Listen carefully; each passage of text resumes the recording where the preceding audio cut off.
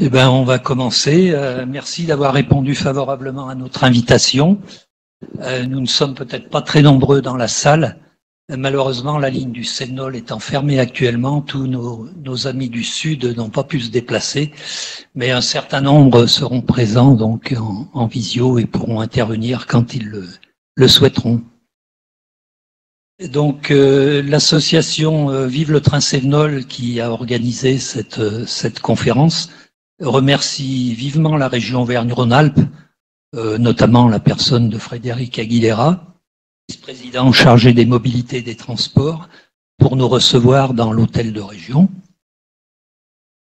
Et j'en profite aussi pour saluer la présence de Jean-Luc Gibelin, son homologue de la région Occitanie, qui a bien voulu participer à cette rencontre, donc en visio. Si vous le voulez bien, je vais rapidement faire l'historique de la réunion d'aujourd'hui, avant de laisser la parole à Frédéric Aguilera. Donc l'association 2020 150 ans de la ligne du Cévenol a été créée en juin 2018 et elle avait pour objectif essentiel de réaliser des animations festives tout au long de l'été 2020 dans les communes le long de la ligne du Cévenol. En guise de préambule, un colloque a été organisé en septembre 2019 à Aléras sur la loi mobilité et l'avenir du train dans les territoires de moyenne montagne. Au printemps de 2020, confinement et Covid nous obligent à reporter d'1 an l'ensemble de la programmation. Et au printemps 2021, des avant-goûts sont prévus au Puy-en-Velay, à Mende, à Nîmes et donc aussi à Clermont-Ferrand. Et ce dernier, malheureusement, qui était prévu en avril à l'Espace Victoire, a été victime du 3e confinement et on a dû le reporter.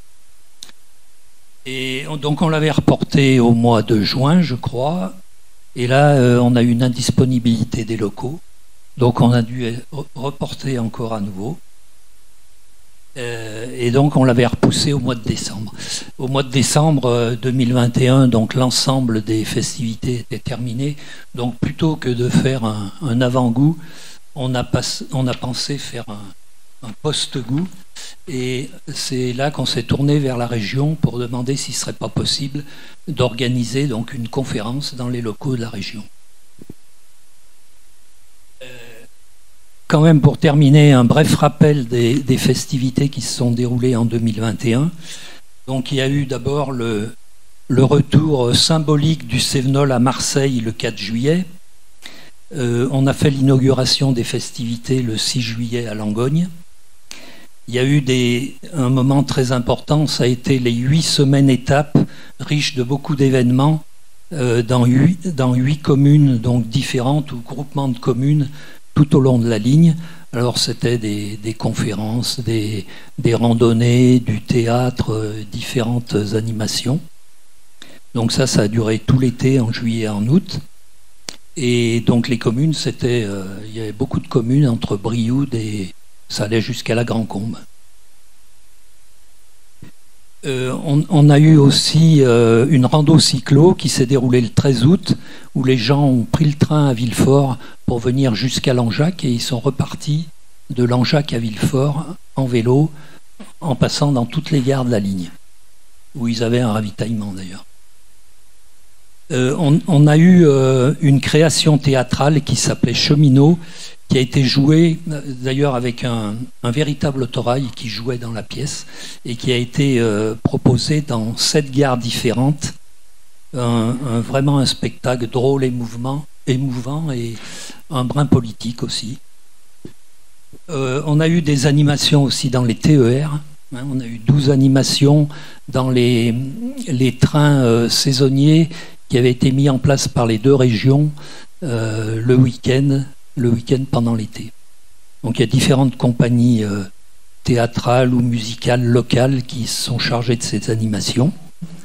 On a eu une dizaine de circulations d'autorail avec l'association AP 2800 entre Langeac et Génolac.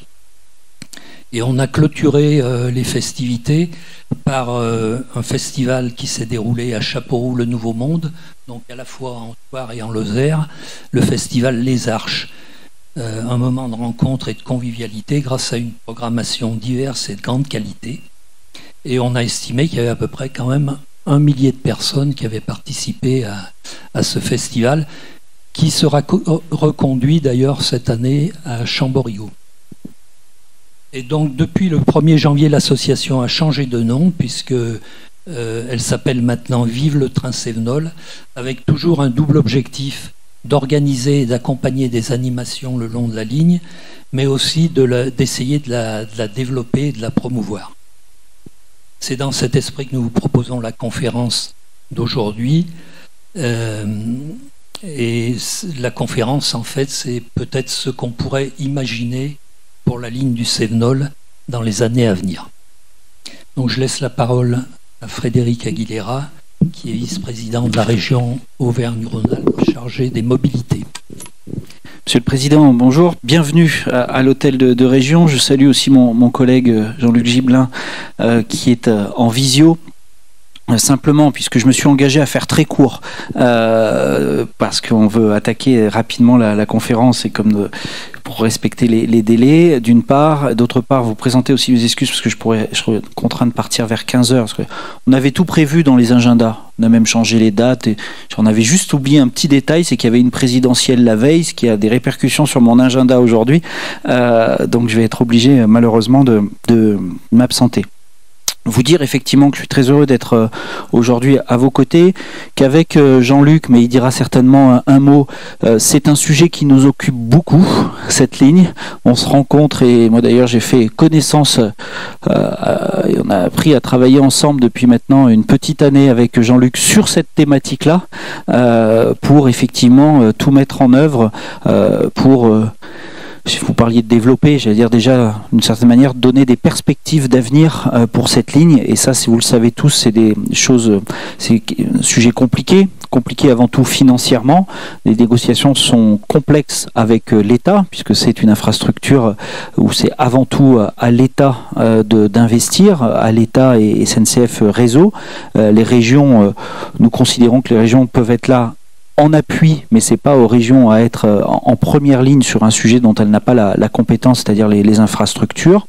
Et avec Jean-Luc et nos présidents et présidentes et présidents respectifs, nous mettons un maximum la pression à l'État pour obtenir ces financements, avec une négociation à la fois sur au BRAC Cévenol, puisque c'est souvent le package complet dans la discussion, et les besoins de financement que vous connaissez, puisqu'on est aux alentours des 800 millions d'euros de besoins de financement sur l'ensemble de ces deux lignes, ce qui évidemment est, je le comprends pour l'État, une somme considérable, mais que nous considérons, nous, de notre côté, comme étant vital pour l'aménagement de notre territoire, pour l'avenir de tout ce territoire-là.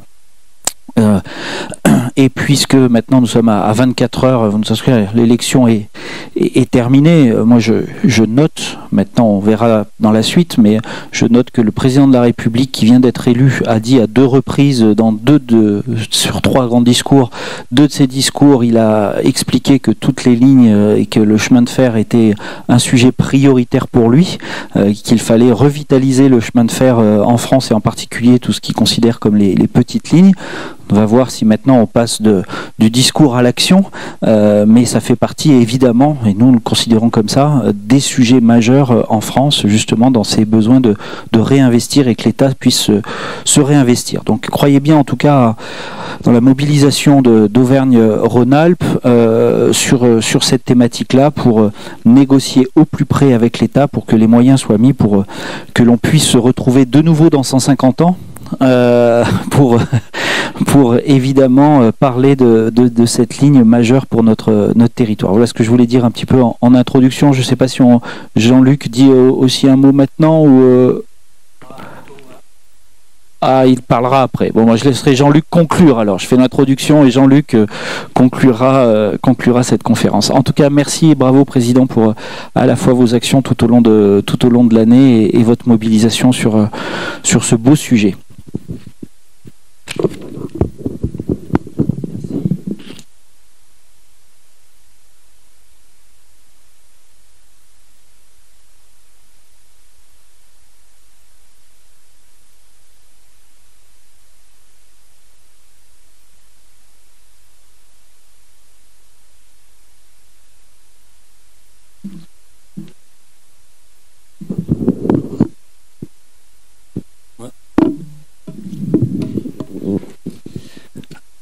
Donc on va passer la parole à Vincent Kaufmann en rappelant qu'il est professeur de sociologie urbaine et d'analyse des mobilités à l'école polytechnique fédérale de Lausanne.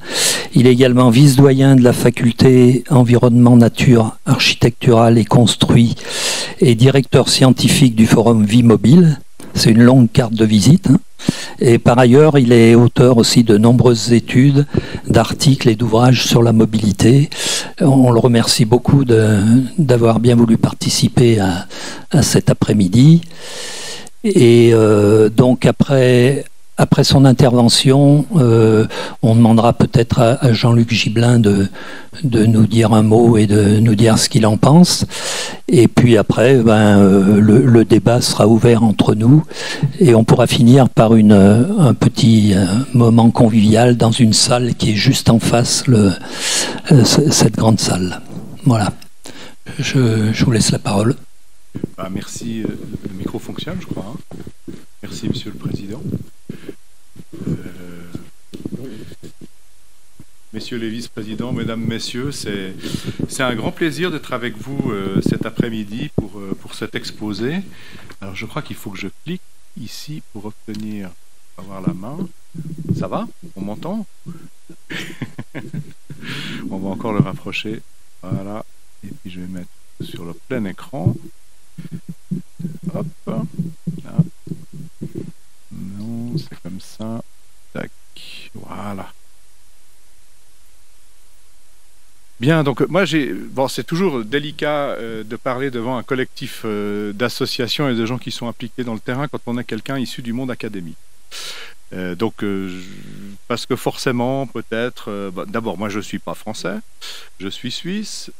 Ensuite, donc je connais bien la ligne des Cévennes pour l'avoir parcourue. J'ai essayé de compter à peu près une dizaine de fois, quand même, en une vingtaine d'années.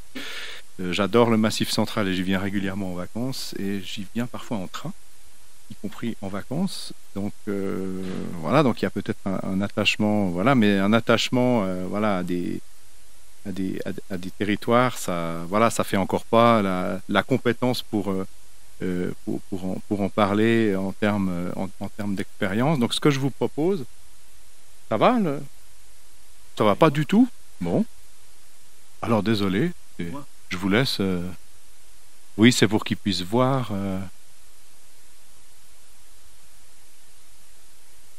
Il ne le veut pas.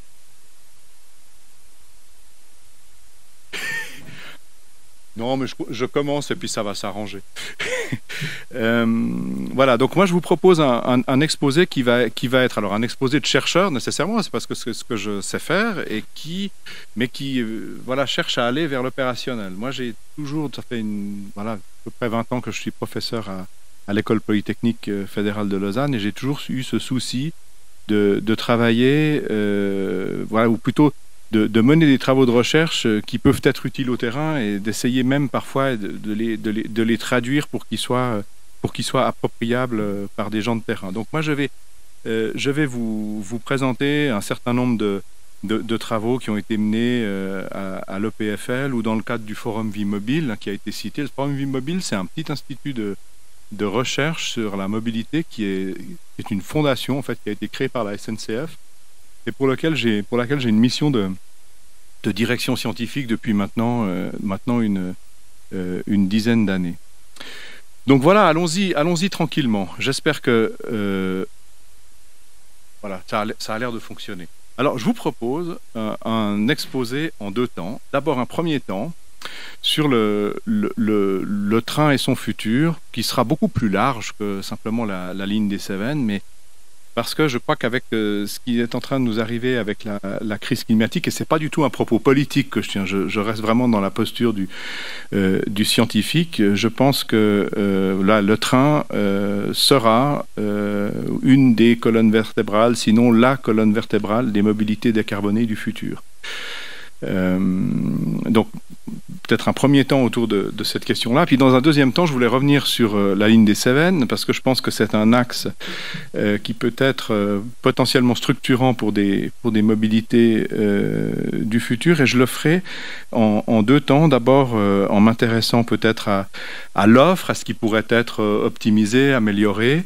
Ça, ce sera le premier temps de l'exposé sur la ligne des Cévennes. Et puis, le deuxième temps, ce sera sur la question de l'aménagement du territoire, et en particulier sur les localités desservies et peut-être la manière d'optimiser le lien entre l'offre de transport et ces localités, sachant que on peut avoir, et il y a des pays dans le monde qui ont une bonne offre ferroviaire, mais qui n'ont pas forcément amarré l'urbanisation autour de cette offre, et donc c'est un petit peu aussi un gaspillage, c'est-à-dire que si on laisse les territoires se développer autour de grandes infrastructures routières qui ne sont pas desservies par le rail, alors que par ailleurs on investit dans le rail, il y a évidemment une espèce de discrépance qui peut être un peu problématique en termes de rentabilité des investissements. Mais peut-être je vais commencer par la première partie sur le train colonne vertébrale des mobilités du futur, en vous rappelant peut-être une première chose. Alors on le connaît tous, on nous a tous rabâché les oreilles avec cette histoire d'accord de Paris, mais je pense que c'est quand même important peut-être de se rappeler ce que ça implique dans le domaine de la mobilité que de finalement répondre à ces accords de Paris. À l'horizon 2030, c'est moins 45% des émissions au niveau mondial. 2050, neutralité carbone, donc de façon générale.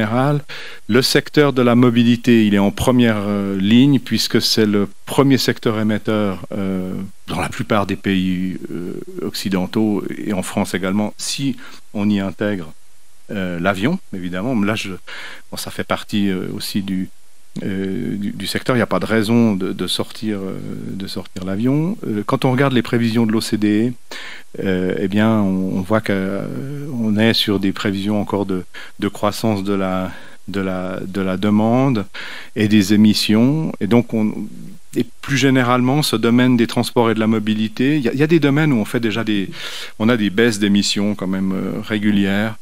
Et on arrive finalement à agir. Le domaine de la mobilité, en tout cas jusqu'en 2019, après on peut parler de la crise climatique et de ses suites, de la crise du Covid et de ses suites, mais jusqu'en 2019, voilà, on était quand même sur une tendance encore à l'augmentation. Et donc, on va dire, il y a beaucoup de travail.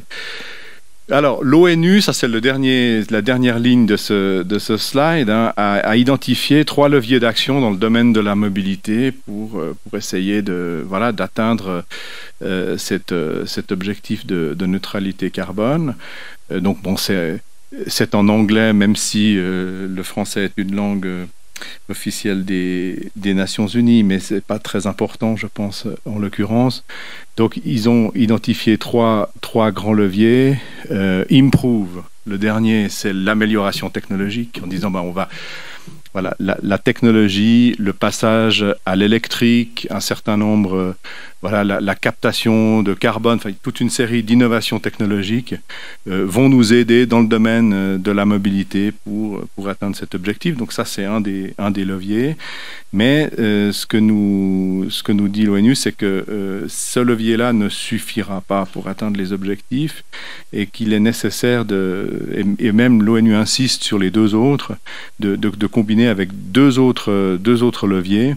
Le shift, donc shift c'est le changement, donc c'est le report modal, disons, voilà, l'idée d'avoir un changement des pratiques de mobilité dans la vie quotidienne, une centralité moins forte de l'automobile dans ces pratiques. Et puis le avoid, c'est l'évitement des déplacements ou davantage de vie en proximité. Donc ça renvoie à la question peut-être aussi un peu du télétravail qu'on a vécu ces dernières années. Ce qui est intéressant, alors là je vous renvoie à une étude qui a été menée dans le cadre du Forum Vie Mobile par un chercheur britannique qui s'appelle Tim Creswell, qui a analysé dans 14 pays les stratégies dans le domaine de la mobilité pour essayer d'atteindre cette neutralité carbone à l'horizon 2050, à l'aune justement de ces 3 leviers identifiés par par l'ONU. Ce qu'il a vu constater, vous verrez qu'il n'y a pas la France dans ces...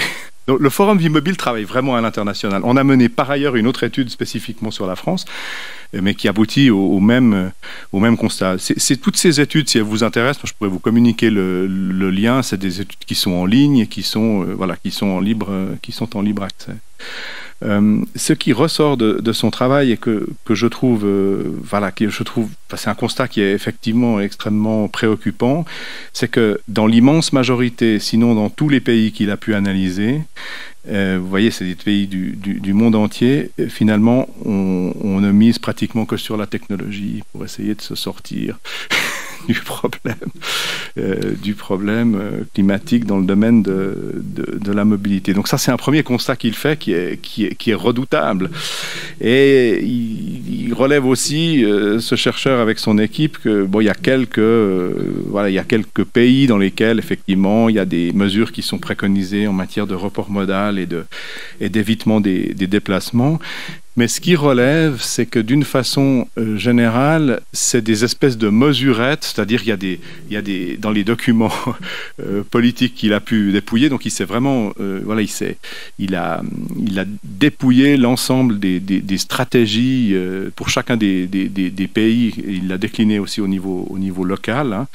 Il a vraiment cherché à dépouiller les documents de planification politique dans le domaine avec les objectifs, les moyens financiers qui sont dégagés pour atteindre ces objectifs. Et ce qu'il nous dit dans son rapport, il dit, mais lorsqu'on parle de report modal et d'évitement des déplacements, il y a des discours souvent extrêmement lyriques et incantatoires, mais quand on regarde le budget qui est alloué derrière, il n'y a pratiquement rien. Et donc, ça c'est le constat général qu'il fait.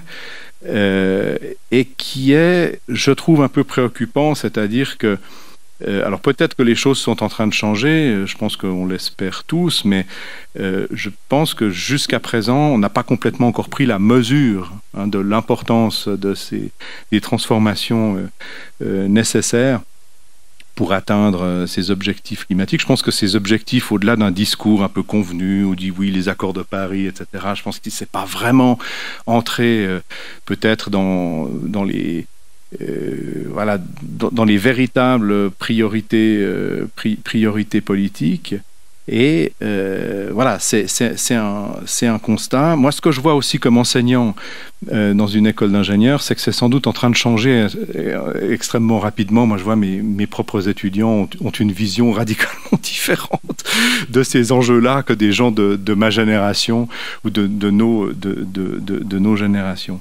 Mais disons, moi, je voulais commencer peut-être par ce constat en vous disant, je pense que c'est important de prendre conscience qu'il est nécessaire de faire plus, et c'est d'autant plus important, et là je vous renvoie à un résultat de recherche sur la France d'une étude que j'ai été amené à piloter il y a quelques années, qui est assez intéressant, c'est-à-dire que, en fait, si les politiques misent beaucoup sur la technologie dans le domaine de la mobilité, comme le montre la recherche de Creswell, c'est souvent parce qu'il y a un peu l'idée qu'il est extrêmement difficile d'agir sur les pratiques de mobilité et de transformer les modes de vie parce que la population, tout simplement, n'y est pas prête dans son immense majorité.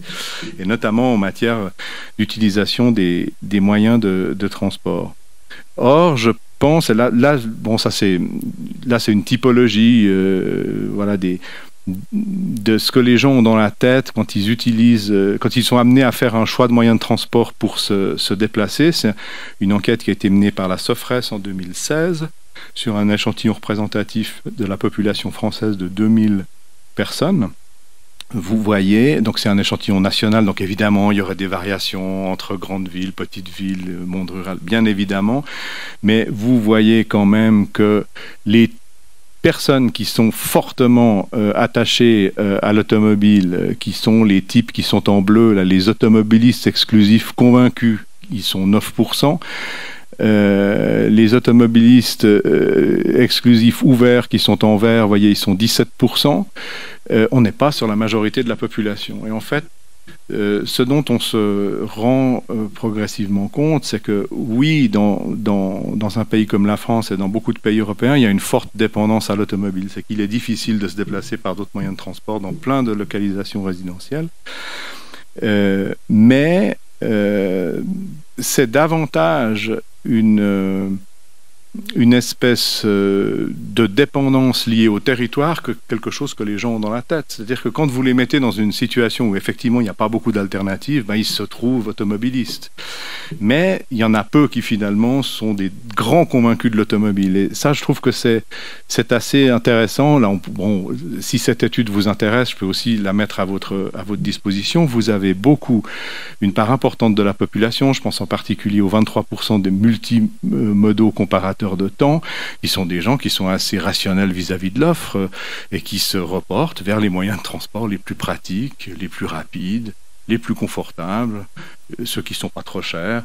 Et donc, évidemment, ça pose toute la question des alternatives. Et une des questions, je pense, qu'il faut se poser, et j'essaierai d'y répondre pour la ligne des Cévennes, c'est comment est-ce qu'on peut offrir une alternative à l'utilisation exclusive de la voiture dans la vie quotidienne, sachant que la population y est peut-être plus prête que ce qu'on imagine si on y met les moyens.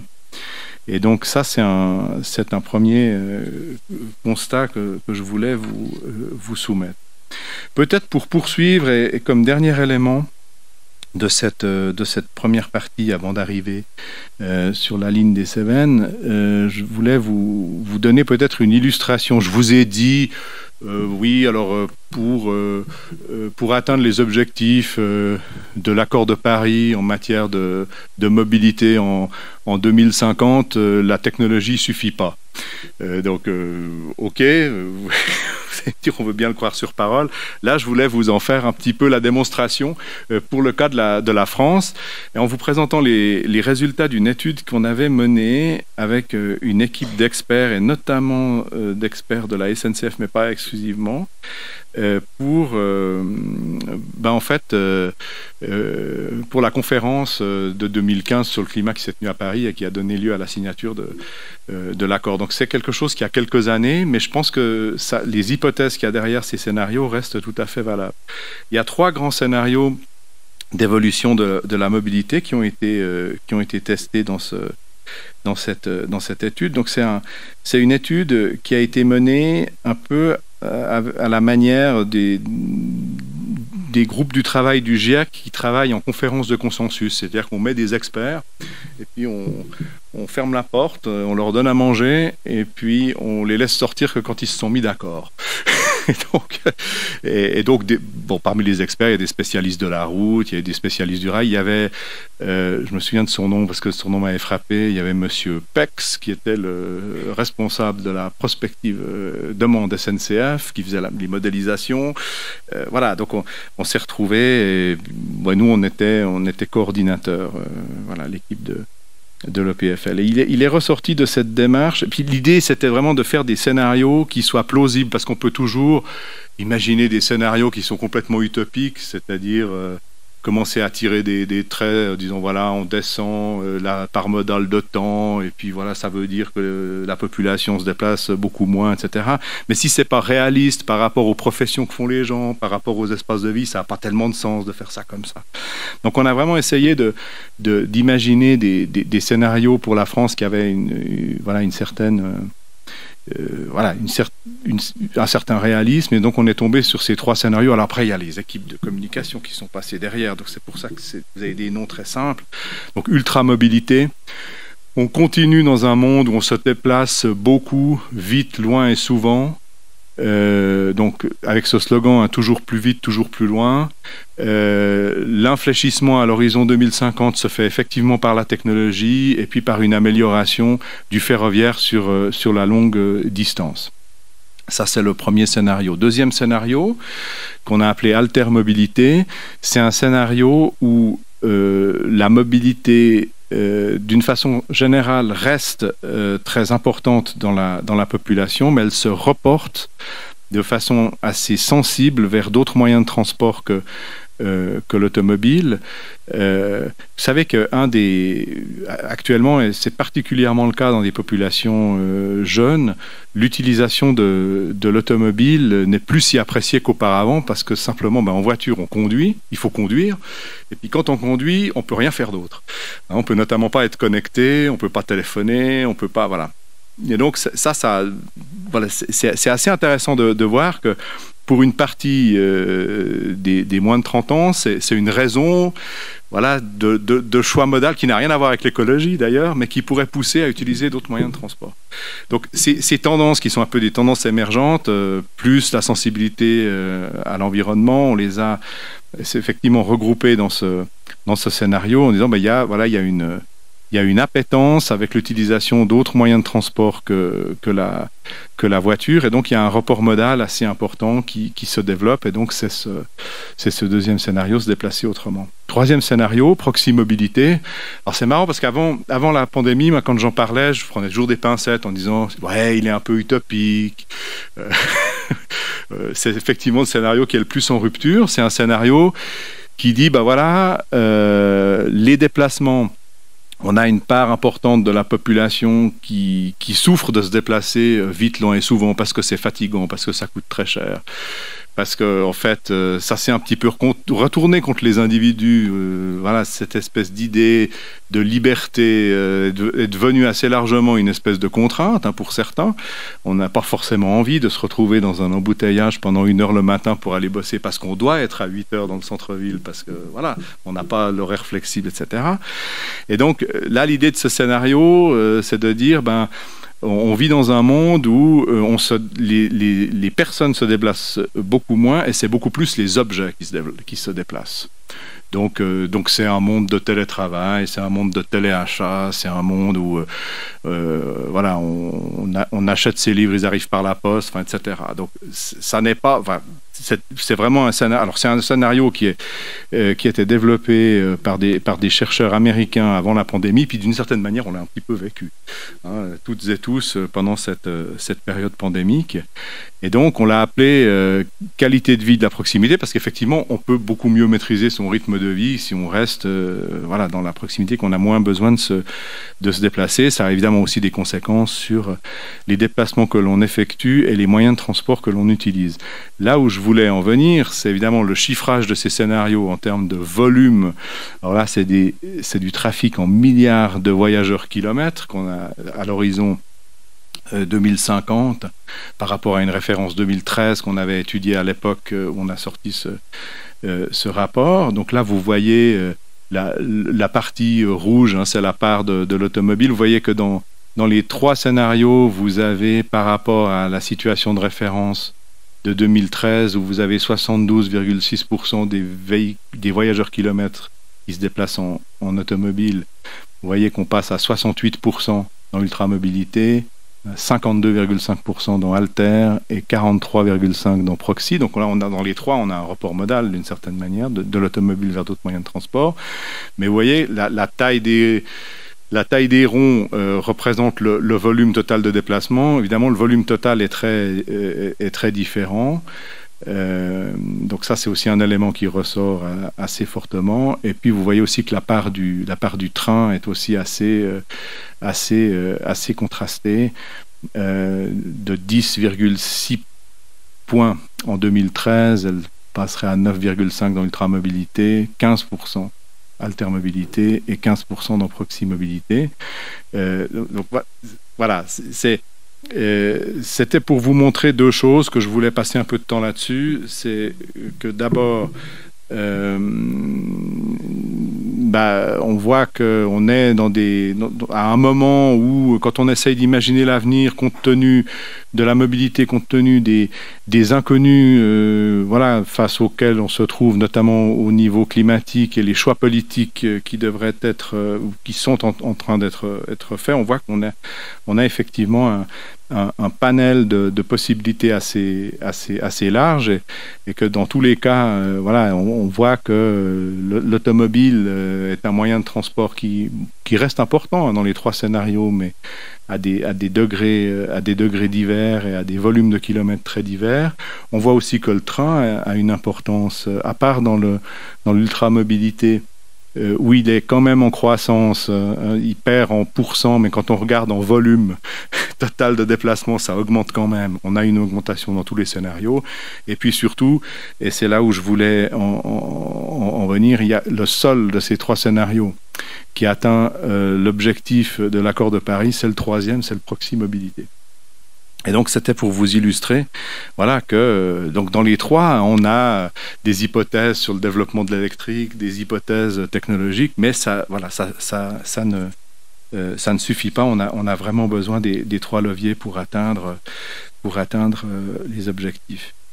Récemment, c'était l'année dernière, j'ai eu un contrat pour essayer d'opérationnaliser une politique de mobilité décarbonée pour le canton de Genève. Je ne vous parlerai pas beaucoup de la Suisse, je crois que c'est le seul slide, je vous promets. Et donc, en fait, la question de l'élu, du conseiller d'État en charge de ces questions, donc du ministre, si vous voulez, cantonal des transports, elle était double. Elle était de dire d'abord, est-ce qu'il est possible d'atteindre ces objectifs? Alors pour un canton assez urbain, enfin c'est une grande ville, bon.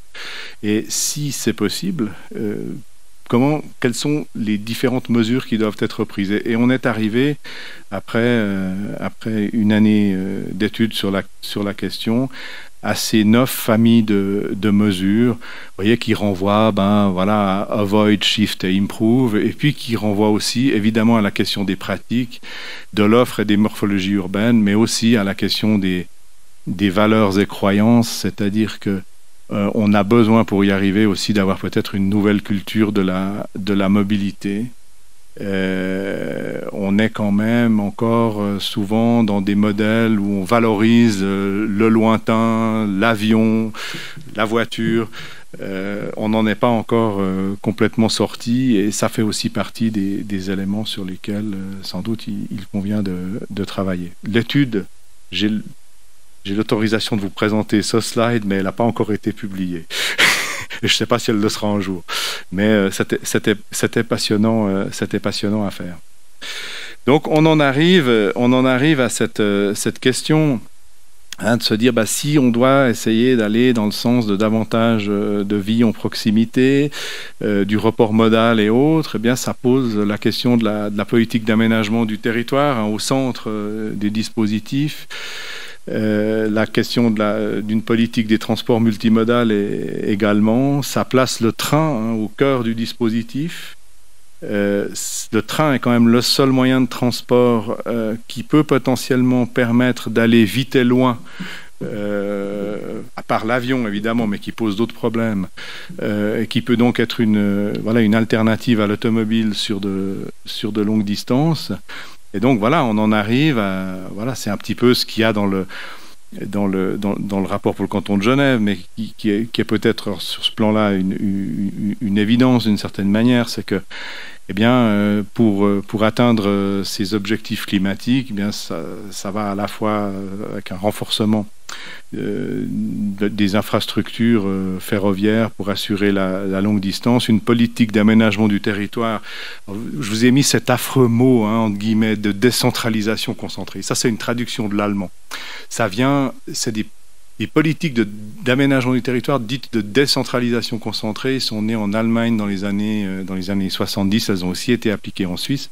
C'est l'idée de dire, quand on a un tissu de localités petites et grandes, on va essayer de concentrer l'urbanisation de façon continue, en essayant d'éviter le mitage du territoire, mais en le faisant de façon décentralisée. C'est-à-dire en ne concentrant pas sur certaines grandes localités tout le développement, mais en essayant de le décentraliser.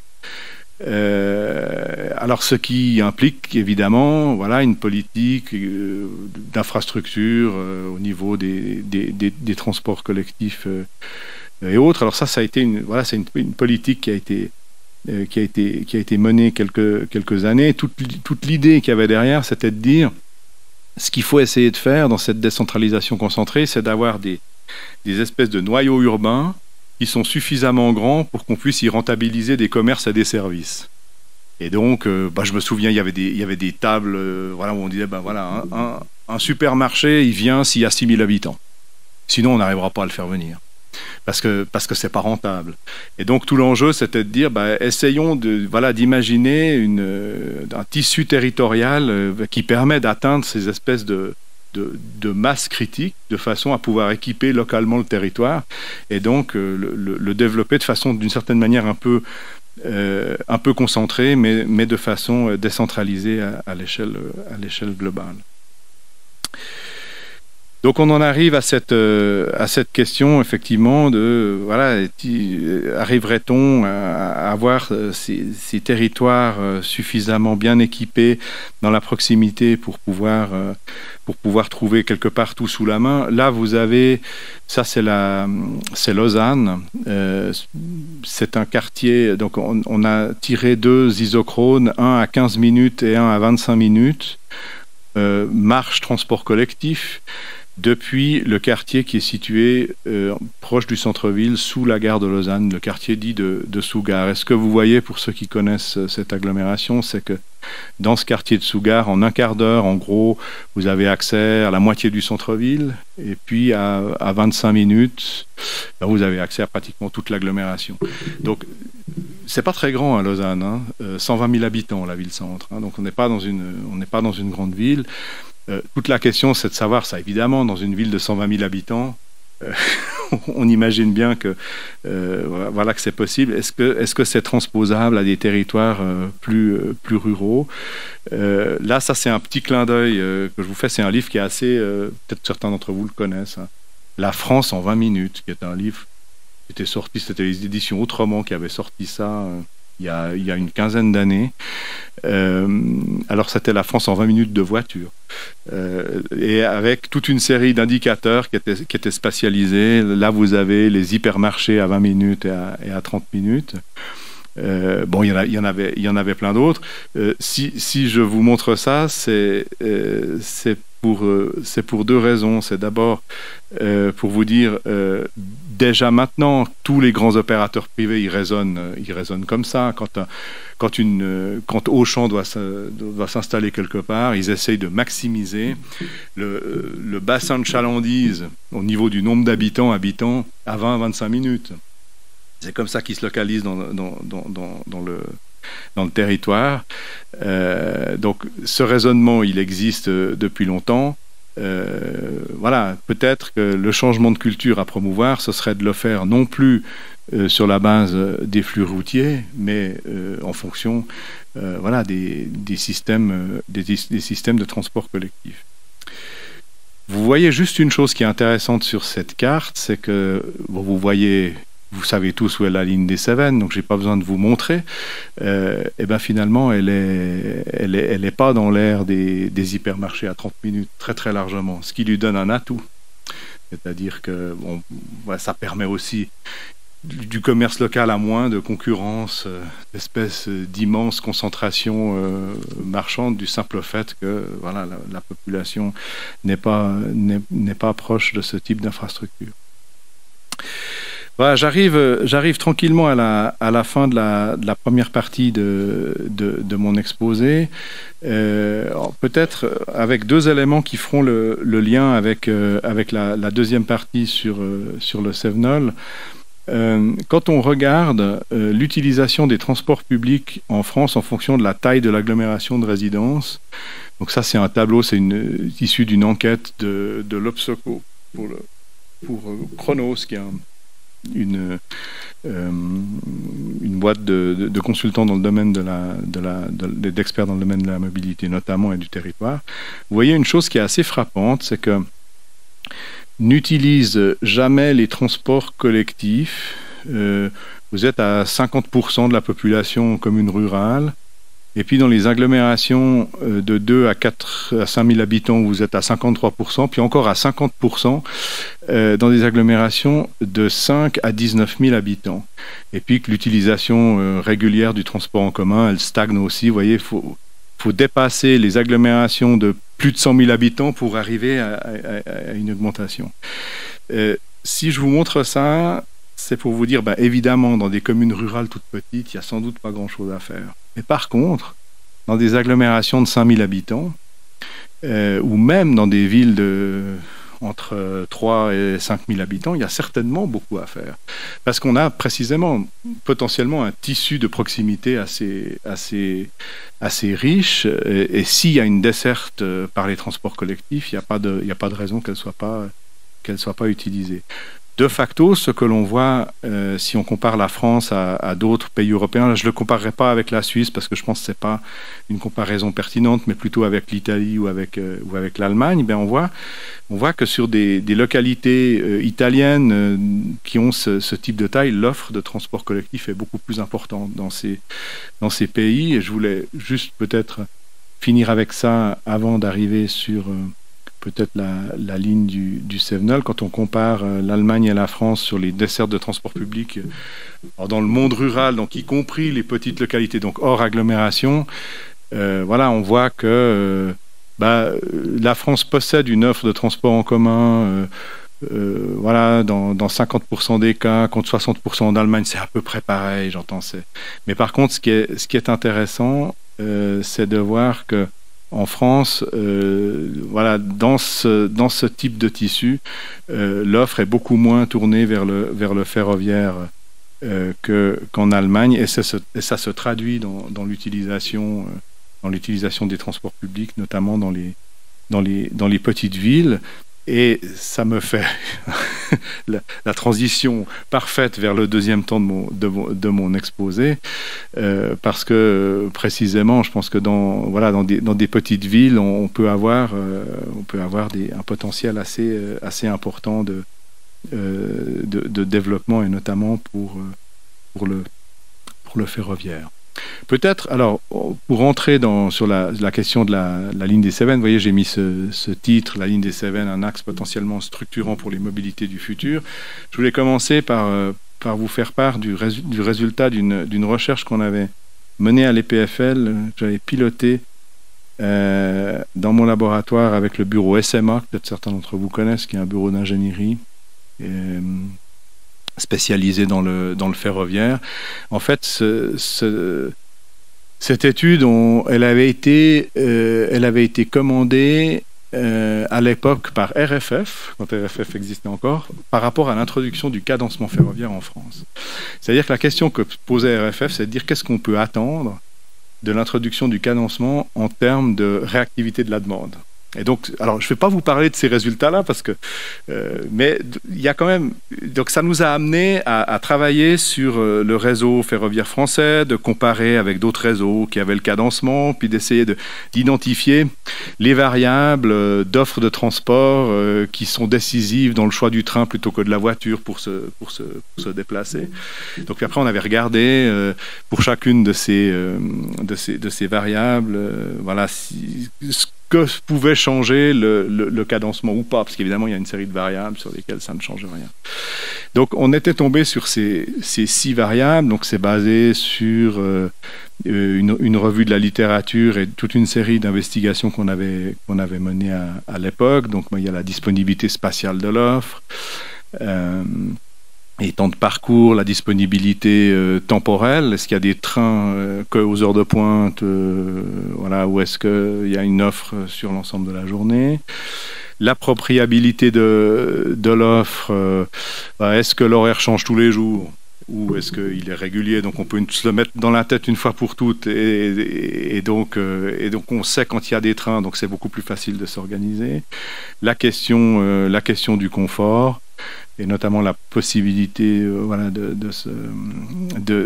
d'utiliser son temps à faire autre chose. Et ça, c'est le gros atout vis-à-vis de l'automobile, mais peut-être aussi vis-à-vis du car, parce que, en tout cas, moi, je ne sais pas vous, mais dans un autocar, j'ai jamais réussi à rien faire parce que j'ai le mal de mer très très vite. Bon, ce qui n'est pas le cas dans le train. Et puis, évidemment, le niveau de prix. La recommandation qu'on avait fait,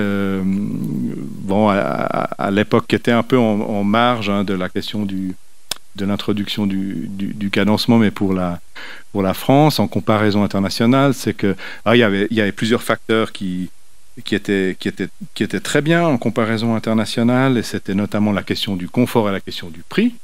Ça, c'est Les trains français sont bien équipés en prise, en table. Vous pouvez facilement vous approprier les lieux pour développer des petites activités, etc. Par contre, il y avait ces 4 points.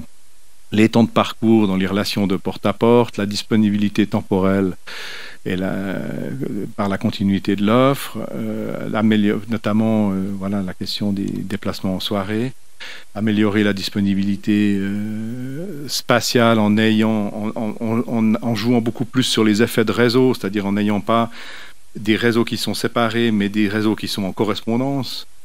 Typiquement, vous sortez du train, puis vous avez le car, il est plus départemental, il est de la région maintenant, mais qui vous emmène à votre destination finale parce que les horaires ont été coordonnés. Une offre lisible par ses horaires, sa simplicité et sa standardisation. Je vous fais quand même une petite parenthèse sur le cadencement. On s'était rendu compte qu'en fait, l'introduction du cadencement sur le réseau ferroviaire français, dans cette étude, ne changeait pas grand-chose en termes d'usage si ça se limitait au réseau ferroviaire. Par contre, si on imaginait un cadencement en réseau où l'ensemble des offres de transport collectif, y compris les bus urbains, les bus régionaux, étaient intégrés au système de cadencement, et là, ça changeait tout. Là, on arrivait à activer un potentiel extrêmement important. Alors, si on arrive maintenant, fort de ces constats, sur la ligne des Cévennes. Bon, ça, vous la connaissez tous. L'exercice que j'ai commencé par faire, avant de reprendre ces différentes dimensions de l'offre, c'est de s'interroger sur le potentiel d'usagers, en allant s'intéresser, entre Clermont et Nîmes, au nombre d'habitants qui habitent dans les communes qui sont directement desservies par la ligne. Donc, là, on part de Clermont, on descend, vous connaissez tout ça, il y en a de moins en moins, puis évidemment, après, quand on arrive du côté d'Alès, il y a de nouveau un peu plus de monde, etc. Ce qui est intéressant, et peut-être ça, c'est des choses, c'est des ordres de grandeur, peut-être tout bête, mais si on exclut les communes ou l'agglomération de Clermont-Ferrand et de Nîmes, ou les communes de Clermont-Ferrand et de Nîmes, parce qu'on a travaillé au niveau de la commune, et qu'on garde l'ensemble des autres communes desservies par la ligne, on a quand même 85 000 habitants qui habitent sans les 2 terminus. C'est pas rien. Quand on prend le secteur le moins urbanisé, entre Langeac et la Grand-Combe, on a encore quand même 10 000 habitants. Mais donc uniquement dans les communes qui sont directement desservies, sans compter les correspondances qu'on pourrait imaginer, etc. Et donc, alors, ce que moi j'ai cherché à faire en utilisant une méthode qu'on a développée à l'EPFL, puis en faisant des benchmarks avec d'autres situations qu'on avait, c'était de voir, compte tenu de ces volumes de population, quel est le potentiel théorique, raisonnable, d'utilisation de la ligne ferroviaire. Donc on arrive à un potentiel de 15 000 voyages en train par jour sur l'ensemble de la ligne hors des terminus, donc sans compter des gens qui iraient pour d'autres raisons. Donc c'est probablement un peu plus, si on tient compte des deux terminus. Et puis si on s'intéresse au secteur le moins urbanisé, entre Langeac et la Grand-Combe, ça représente quand même 1750 voyages en train par jour. Et donc à peu près 500 000 par an. Alors bien sûr, c'est théorique, on peut discuter des hypothèses. Je veux pas trop insister là-dessus parce que moi, j'ai fait cet exercice. C'est vraiment un exercice pour vous le présenter aujourd'hui. Mais si on voulait le faire sérieusement, il faudrait avoir un mandat d'études et puis ça permettrait d'affiner les hypothèses puis d'aller beaucoup plus loin. Et puis voilà. Mais ça donne un ordre de grandeur. Et donc, cette première chose peut-être qui est importante, c'est qu'il y a du monde quand même. Il y a du monde, il n'y a pas personne.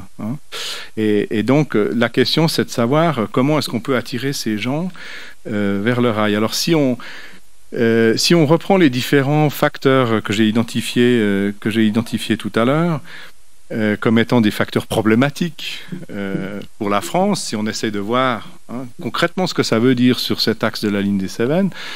Alors, améliorer les temps de parcours des relations de porte-à-porte. Alors ça veut dire une chose qui en fait qui est valable, je pense, pour de larges parts du territoire français, c'est de sortir d'une offre de type charter pour entrer dans une logique de mobilité. Vous savez, un charter, quand vous prenez l'avion, il va du point A au point B. Et voilà, c'est tout. C'est le principe du charter. Mais on ne se déplace jamais d'une gare à une autre. On doit venir jusqu'à la gare. Et puis, on n'habite en général pas dans la gare de destination. Donc, voilà, il faut encore se déplacer un peu plus loin. Et donc, sortir de cette logique de la desserte de point à point pour entrer dans une logique vraiment de mobilité où on a un système de correspondance qui permet d'aller plus loin, c'est quelque chose d'absolument essentiel. Le problème qui se pose concrètement sur la ligne des Cévennes, et ça vous le savez mieux que moi, c'est que sur une cinquantaine d'années, on a perdu à peu près 30 minutes sur le parcours Clermont-Nîmes pour des questions liées à des ralentissements. Alors, ce n'est pas en soi un problème. À la limite, on pourrait discuter de ça. Le problème, c'est que ça ne permet pas forcément d'optimiser les correspondances. Ça rend plus complexe de créer, d'avoir une stratégie d'optimisation des correspondances. Et probablement que la première question à se poser sur les temps de parcours, c'est de se dire, et ça, là, ce serait une logique alors de planification suisse, c'est pas de chercher à ce que la ligne soit forcément la plus rapide possible, mais la question, c'est de se dire, il faudrait qu'elle soit rapide. Comment? Pour pouvoir assurer les correspondances optimum.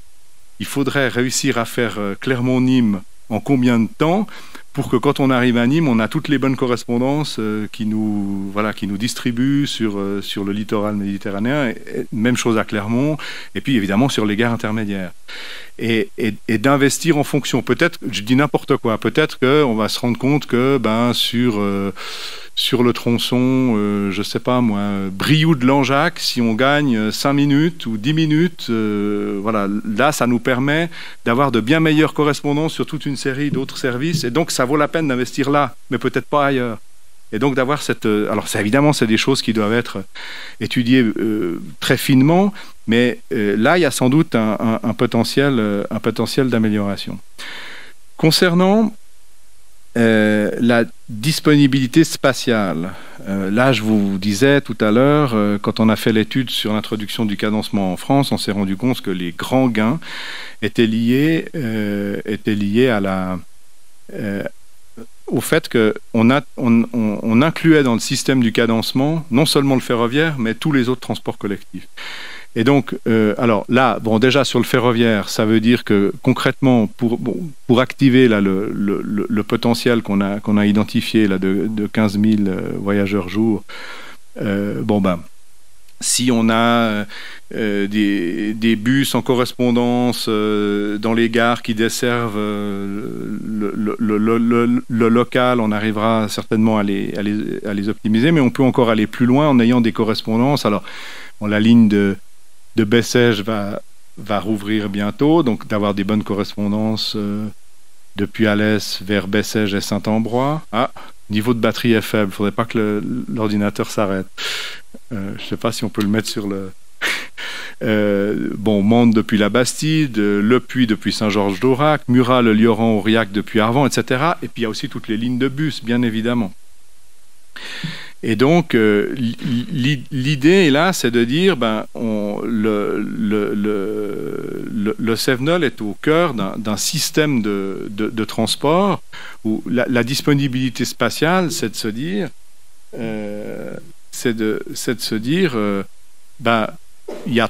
actuellement, il y a 3 trains par jour sur la ligne du Cévenol. Chacun de ces trains est en correspondance. Chaque fois qu'il y a lieu qui soit en correspondance, et comme usager, je n'ai pas besoin de me poser la question. Je peux avoir l'assurance qu'il y a la correspondance parce que le système a été pensé comme ça.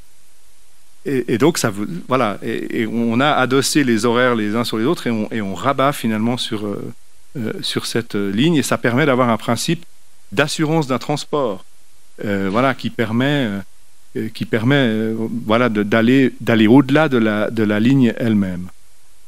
Concernant la disponibilité temporelle, alors là, bon, ça c'est des choses. Moi, je vous ai mis le nombre de jours par an où le service train n'est pas assuré en totalité. Bon, vous les connaissez, ces jours, c'est les périodes où il y a des travaux. 2021, 107 jours. 2020, 94.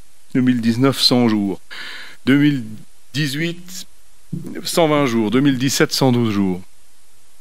Il est impossible, quand vous avez pendant 3 mois par année pas de train, de favoriser une utilisation routinière du transport en commun. C'est simplement pas possible. Et ça, c'est un frein objectif et extrêmement fort à la pérennisation des usages du train.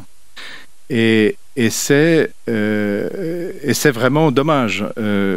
Voilà, cette disponibilité temporelle, elle est vraiment limitée.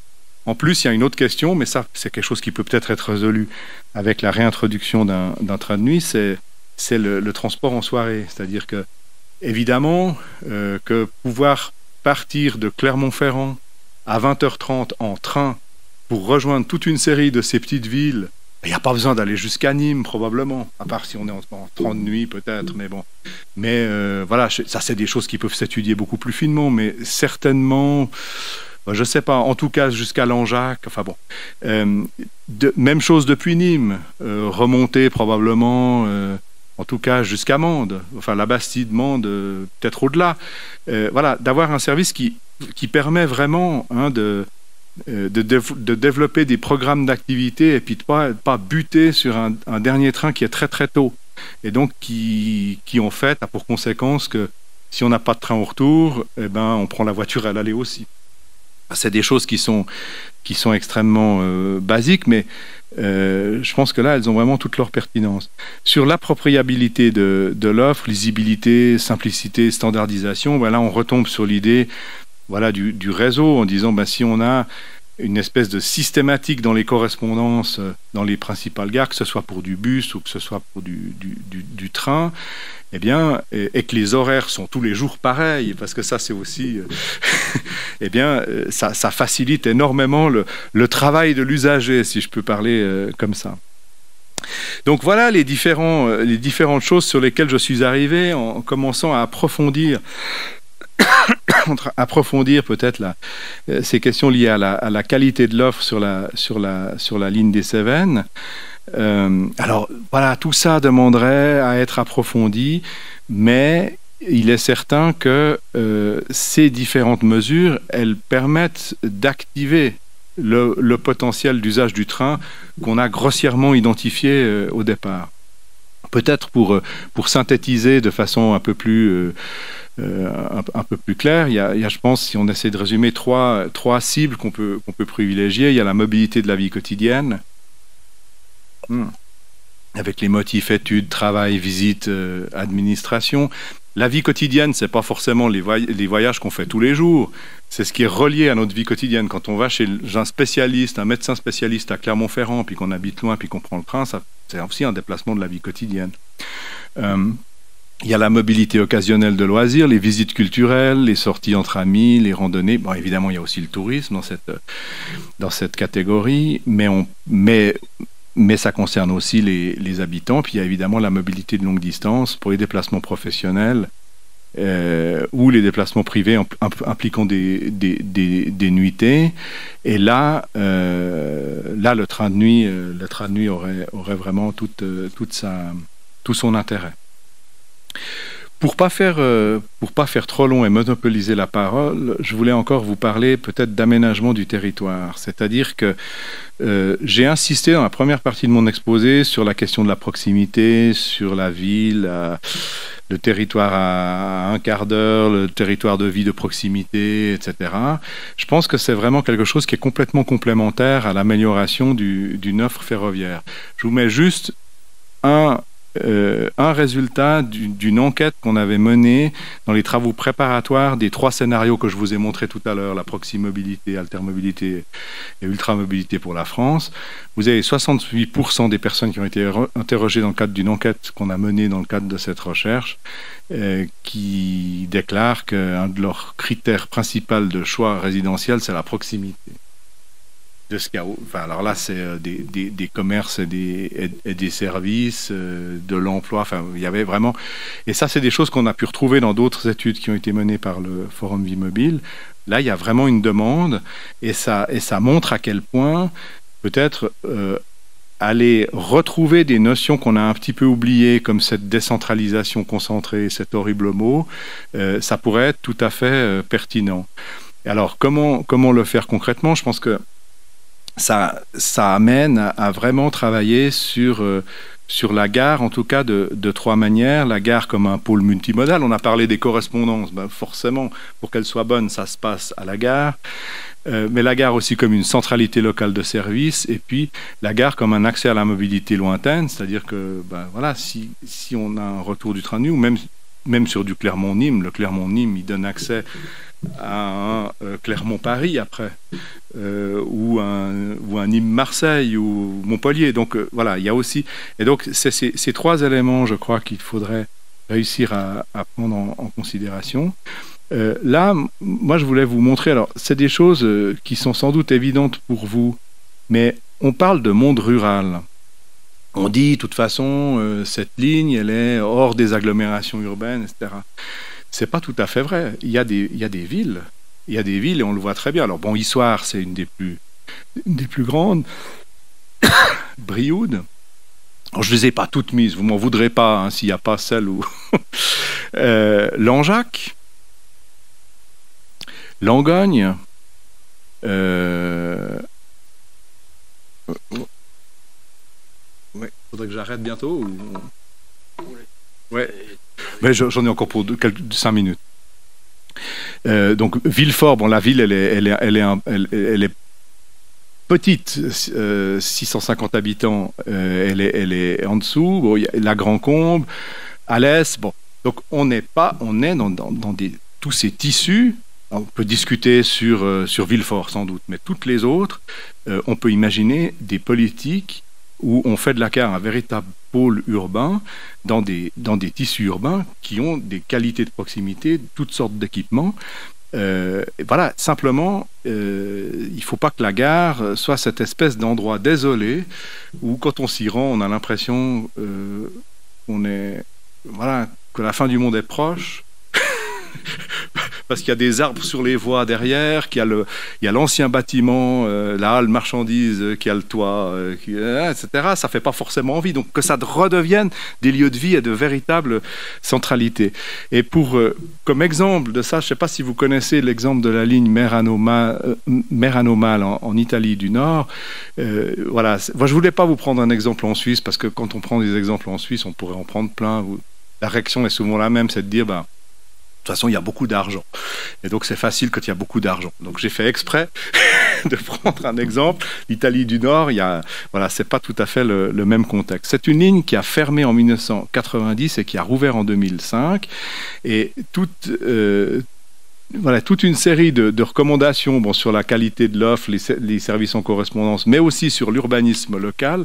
Là, vous avez la gare, d'ailleurs ça se voit un peu sur la photo aérienne. Vous avez dans toutes les gares, alors ça c'est la gare de Mal qui est le terminus de la ligne, mais vous avez des services de vélo en libre service, vous avez des correspondances bus, vous avez des parkings vélos sécurisés, vous avez des aménagements piétonniers de qualité pour vous rendre à pied en ville, avec des trottoirs larges. Il y a une volonté de densification autour de la gare, et il y a des services, et notamment café-restaurant à proximité immédiate, pour pouvoir se donner rendez-vous, etc. Donc voilà, je pense que c'est des choses... j'allais dire presque c'est banal, mais non, je ne crois pas que c'est banal. Mais c'est un exemple qui est... Moi, je l'ai découvert un peu par hasard. cet exemple. Il n'est pas très connu, mais je trouve qu'il mérite vraiment d'être reconnu pour ce qu'il propose. Voilà. Je vais arrêter là pour laisser réagir le vice-président Gibelin, peut-être en disant juste un mot, en disant ben voilà, tout ce que je vous ai présenté, on voit qu'il y a un potentiel dormant sur cette ligne des Cévennes qui est assez important. On voit qu'on a toute une série de leviers qu'on peut activer. Après, c'est une question de choix politique. Et voilà, je pense qu'on a un grand potentiel. On pourrait faire de cet axe ferroviaire un projet pilote, un projet modèle exemplaire, voilà, dans le cadre d'une volonté de décarbonation des mobilités hors des grandes agglomérations et des métropoles, parce que vous avez la chance d'avoir cette ligne, c'est un atout dans ce cadre-là. Voilà, je m'arrête là, je vous remercie pour votre attention.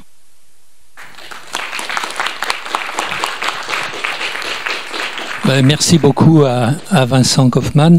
On va peut-être laisser la parole à Jean-Luc Gibelin s'il veut réagir sur la conférence ou sur autre chose.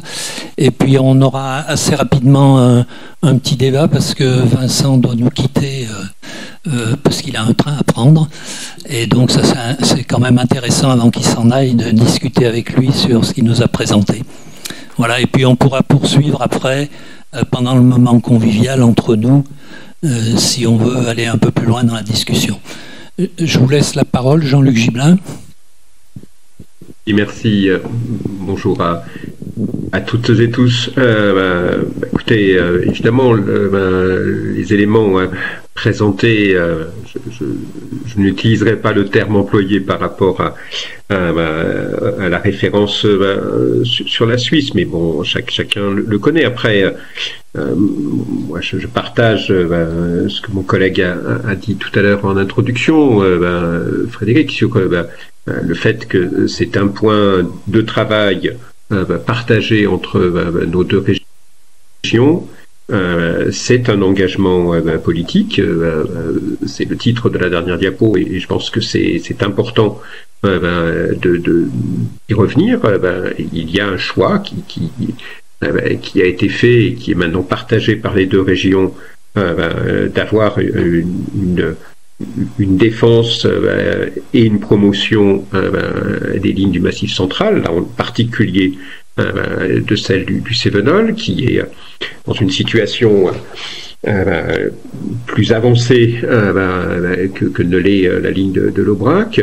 En ce sens, évidemment, je me félicite que l'association ait fait le choix de se poursuivre et d'évoluer dans le cadre qui est celui qu'elle a validé lors de sa dernière assemblée générale, parce que je pense que c'est un élément constitutif. Il y a certes besoin de l'engagement politique, il y a besoin aussi de la mobilisation citoyenne, et je pense que une association comme la vôtre, avec les initiatives qui sont d'ores et déjà annoncées en prolongement de celle de l'année dernière, contribue à ce que tout cela alimente aussi l'intérêt et valide le choix que peuvent faire les collectivités régionales.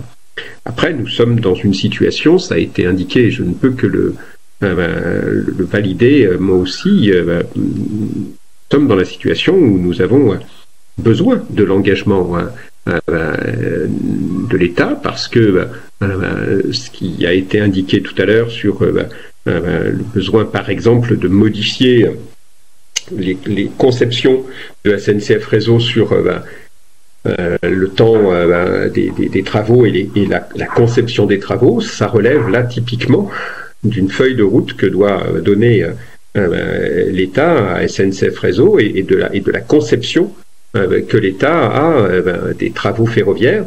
Nous ne sommes pas tout à fait encore au stade qui était évoqué dans la conférence, d'imaginer que les travaux puissent se faire en dehors de temps de fermeture.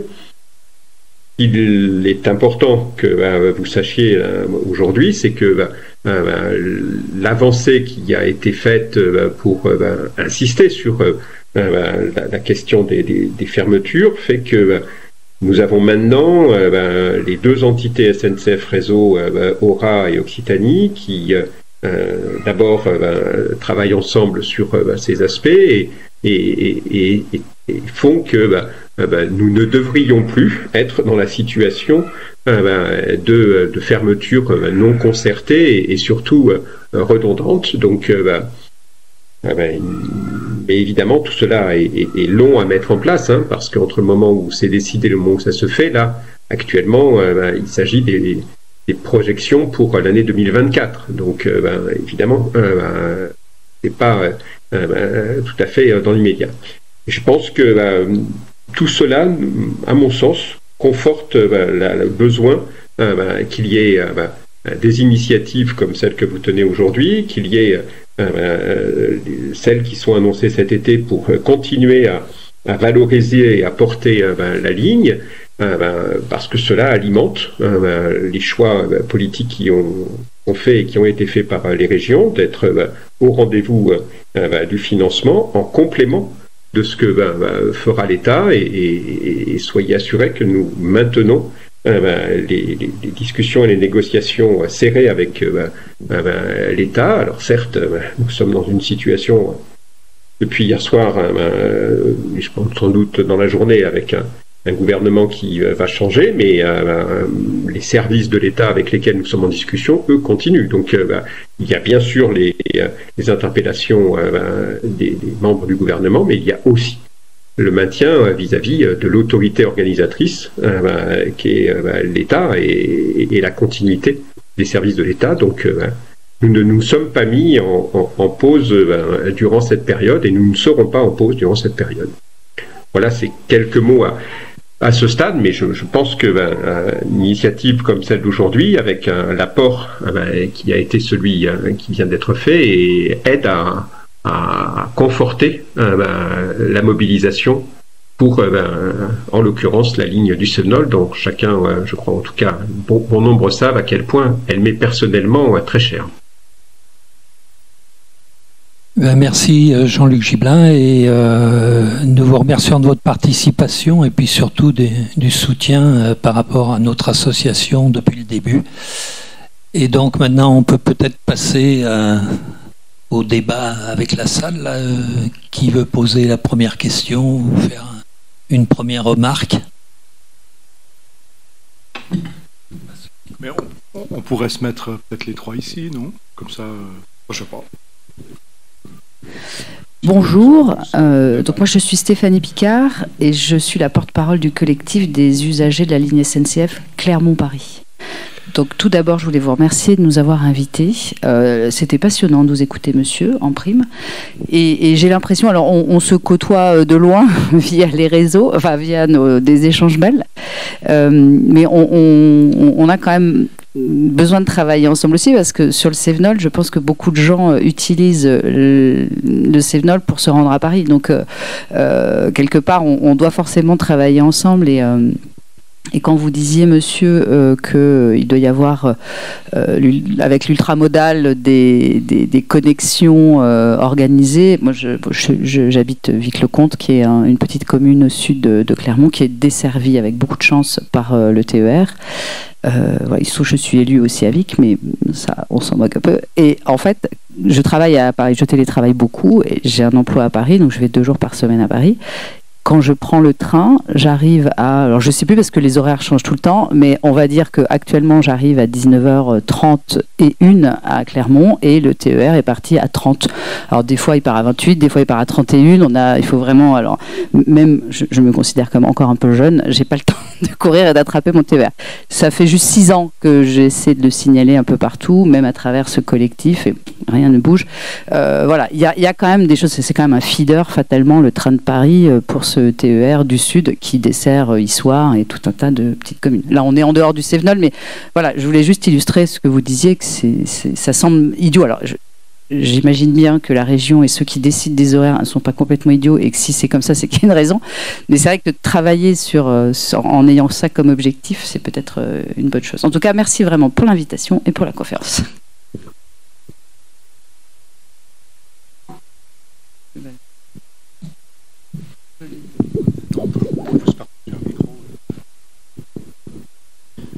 Bonjour à tous, Antoine Lévesque, je suis secrétaire de l'association des Amis du Viaduc de Garabi, aux côtés de la présidente Patricia Rochès, et également membre du collectif national Oui au train de nuit. C'était également passionnant et je tenais à vous remercier pour la qualité de cette intervention et de votre présentation.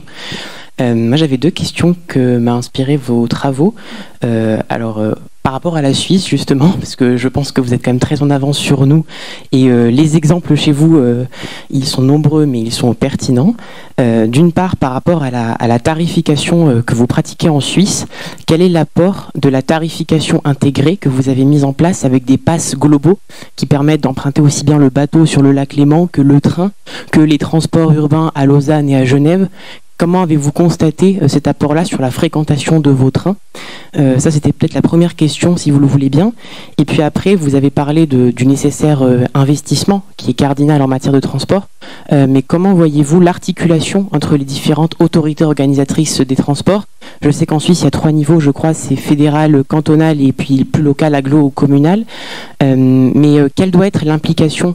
Parce que vous avez parlé de décentralisation et on est conscient de la nécessaire adaptation aux réalités locales, mais dans quelle mesure l'État central, la fédération ou ici l'État, doit s'impliquer pour garantir aussi une équité des territoires et ne pas aboutir à ce que certains territoires, par peut-être manque d'initiative ou manque de moyens, soient laissés pour compte, ce qui peut-être est une réalité de temps en temps dans le Massif central. Voilà, merci beaucoup encore pour cette conférence. Merci. Ouais, alors bon, on va quand même parler de la Suisse finalement. C'est une chose dont on a dîné ensemble avec Marc et on en a parlé hier soir. En Suisse, et moi ça m'a toujours étonné que ça n'existe pas en France. La Suisse, c'est un pays totalement décentralisé, fédéral, pas du tout jacobin par définition. Or, il y a une loi sur l'aménagement du territoire national qui définit qu'en gros, le réseau de transport public fait partie des services de base, un peu comme l'eau, l'électricité, donc on ne se pose pas la question de savoir si on doit desservir ou pas. Il y a des critères de desserte qui ont été identifiés, donc toute localité de plus de 100 habitants à l'année doit être desservie 3 fois par jour. Bon, on ne sait pas préciser si c'est par du train ou par du bus. Bon. Et donc ça permet d'avoir, je rebondis sur la question de l'équité territoriale, ça permet de s'assurer que tout le territoire est desservi. Alors, je pense que le critère de 100 habitants, il est un peu bas. Je pense qu'il pose plein de problèmes. On dépense énormément d'argent pour pas grand-chose. Il serait à 200, je pense que ça, ou à 300, ou ça irait très bien aussi. mais voilà, ce principe-là me semble être un bon principe. Puis alors, bon, bah après. Évidemment, il y a des zones de montagne et des zones reculées où voilà, le niveau national investit davantage que dans d'autres au nom du désenclavement. Enfin, c'est des choses aussi qu'on retrouve. Ça fait partie de la politique d'aménagement du territoire. Bon, ça répond que partiellement à votre question, mais moi, cette idée d'avoir voilà, quelque chose qui est normé quelque part. On définit un niveau de desserte auquel peuvent prétendre les territoires en fonction de leur population, en fonction d'un certain nombre de critères qui sont objectifs et qui sont valables sur l'ensemble du territoire. Moi, ça me semble être quand même quelque chose qui est assez important. Et notamment dans la perspective de la transition, parce que si on a des régions qui sont plus avancées que d'autres, qu'est-ce que ça veut dire finalement avoir un très bon réseau sur une région et puis une autre où c'est beaucoup moins... Enfin, j'entends, on perd énormément, j'entends, c'est vraiment dommage. Voilà, donc premier élément. Deuxième élément sur la question tarifaire. Alors, bon, j'ai parlé un peu longtemps, donc j'avais prévu d'aborder ce point, puis je ne l'ai pas fait, donc du coup, je peux le faire maintenant. Évidemment que quand je dis bus en correspondance dans une gare, bah évidemment qu'il faut que ça intègre aussi le tarif. On va pas rater le bus pour aller prendre son billet à un distributeur. Non mais donc il faut qu'il y ait une continuité. Et donc là on retombe sur la question, on retombe sur la Suisse jacobine, c'est-à-dire que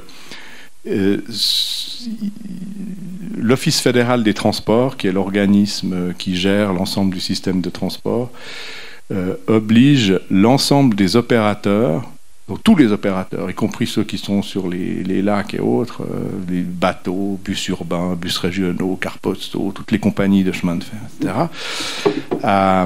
Donc ils doivent soumettre leur horaire et il est validé par cet office. Et puis si l'horaire ne convient pas, si les correspondances ne sont pas assurées, on leur dit non, mais attendez, là il y a un train qui vient de Paris, donc l'horaire c'est nous qui décidons. Il y a 6 minutes pour la correspondance, c'est comme ça. Sinon, on vous valide pas votre heure, donc on vous finance pas votre service. C'est quand même ça. Donc c'est un organisme, c'est organisme fédéral de coordination. Et ça inclut aussi, alors ça inclut évidemment après tous les horaires sont centralisés. Donc si vous allez sur le site des chemins de fer suisses, mais vous pourriez aller sur d'autres opérateurs de transport public en Suisse, il est possible d'avoir tous les horaires de tous les transports publics. Vous mettez une adresse, un point, un endroit du territoire, un autre point ailleurs, et puis on vous donnera toutes les possibilités de transport sans limite de correspondance, avec tous les opérateurs possibles et imaginables. Puis après, vous choisissez votre truc, et sur ces sites, vous pouvez aussi acheter le billet. Et alors, on appelle ça Mobility as a Service, je crois. Il y a des grands discours, etc. Bon, je pense, derrière, quelque part, c'est l'idée du système, quoi, de nouveau. Moi, ça m'étonne qu'en France, ça n'existe pas. Non, dans un pays centralisé, où on a un pouvoir central qui est fort, que ça n'existe pas. C'est étonnant. Et ça mais même indépendamment de qui paye, d'organiser le système pour essayer de l'optimiser, ça me semble...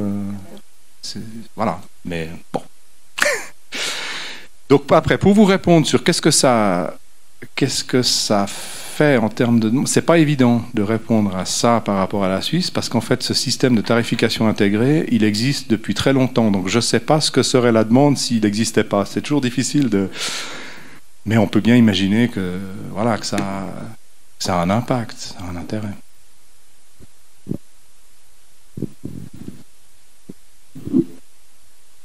Il y a un micro, je crois. Ouais. Oui, bonjour, Francis Palombi, président des commerçants de France, Langonnet-Lozère. Je voulais vous poser une question, comme vous connaissez bien le sujet, bien sûr. Je suis fils de cheminot, en plus, ça me touche d'autant plus. Il semblerait que l'État central, ces dernières années, veut revenir vers une mobilité territoriale renforcée, accentuée. Est-ce que vous ressentez que c'est vraiment profond et sérieusement engagé? Est-ce que, parce que, comme vous l'avez dit, parfois on a peur un peu des grands discours, des grandes intonations qui dictent une évolution.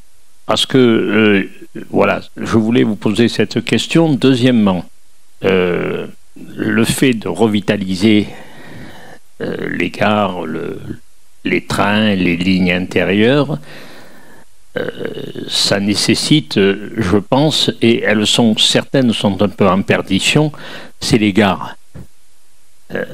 Moi, je suis frappé. C'est vrai que quand je peux prendre le train, je le prends avec le plus grand bonheur. Mais je constate que quand on est vraiment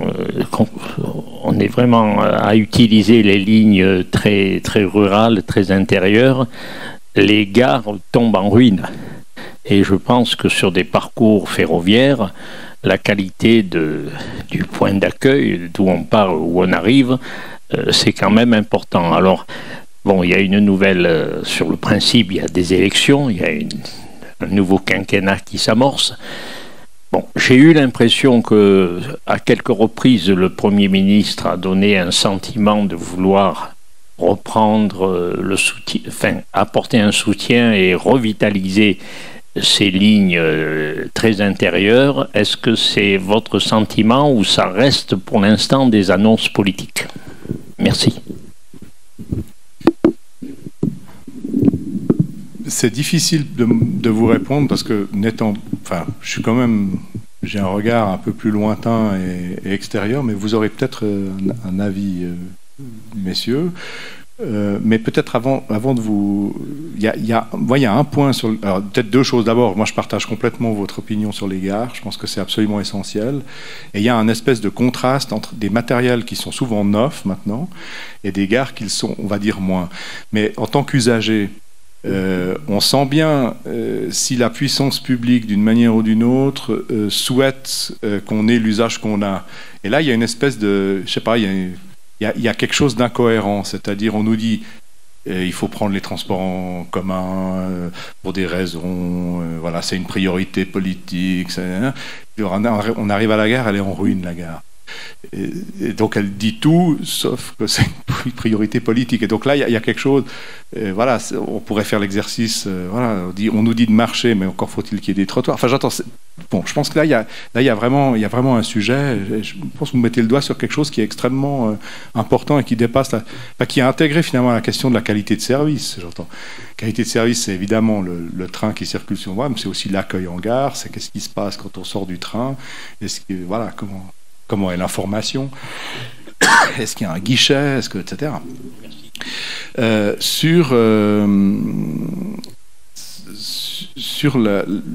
Sur les intentions du gouvernement, moi j'en sais rien.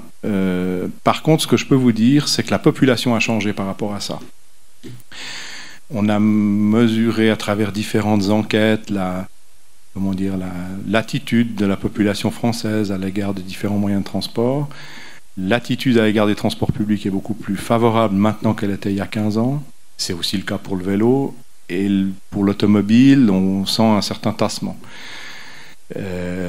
Donc, voilà, si les politiques sont à l'écoute de leur population, je pense qu'on devrait arriver effectivement pas à un renversement, évidemment, mais voilà. Mais peut-être, je vous laisse compléter. Oui, sur l'état des gares et des abords en général, on peut vous faire part de notre expérience, puisque en fin 2018, quand on a eu les premiers contacts avec la SNCF pour organiser les événements des 150 ans, je crois que c'est la première chose qu'on a soulevé, le premier problème qu'on a soulevé, c'était le nettoyage des gares et des abords. Eh bien, on est arrivé en 2021 au moment de faire nos animations, et je me rappelle bien, par exemple, en gare de la Bastide, le jour où on a voulu faire le spectacle théâtral, en début d'après-midi, c'était toujours pas nettoyé. Et donc, il a fallu faire venir en catastrophe un engin de chantier pour nettoyer grosso modo, mais en 3 ans, on n'avait pas réussi à avancer, quoi. Et c'est pas dans la culture de l'opérateur ferroviaire. C'est vrai que les gares sont dans un état déplorable, quoi.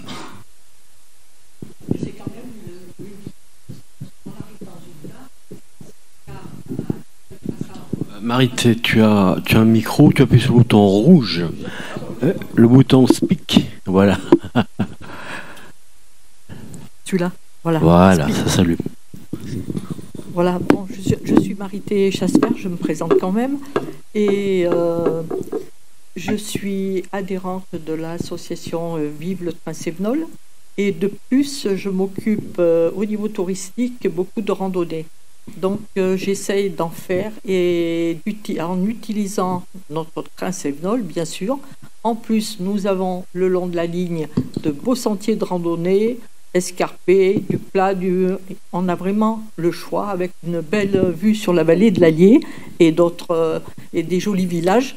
Oui, le problème, c'est vrai que... Alors, il y a déjà les correspondances. Personnellement, j'ai essayé d'organiser quelque chose sur Marvejols. On part le matin, c'est bien, mais on ne rentre que le lendemain.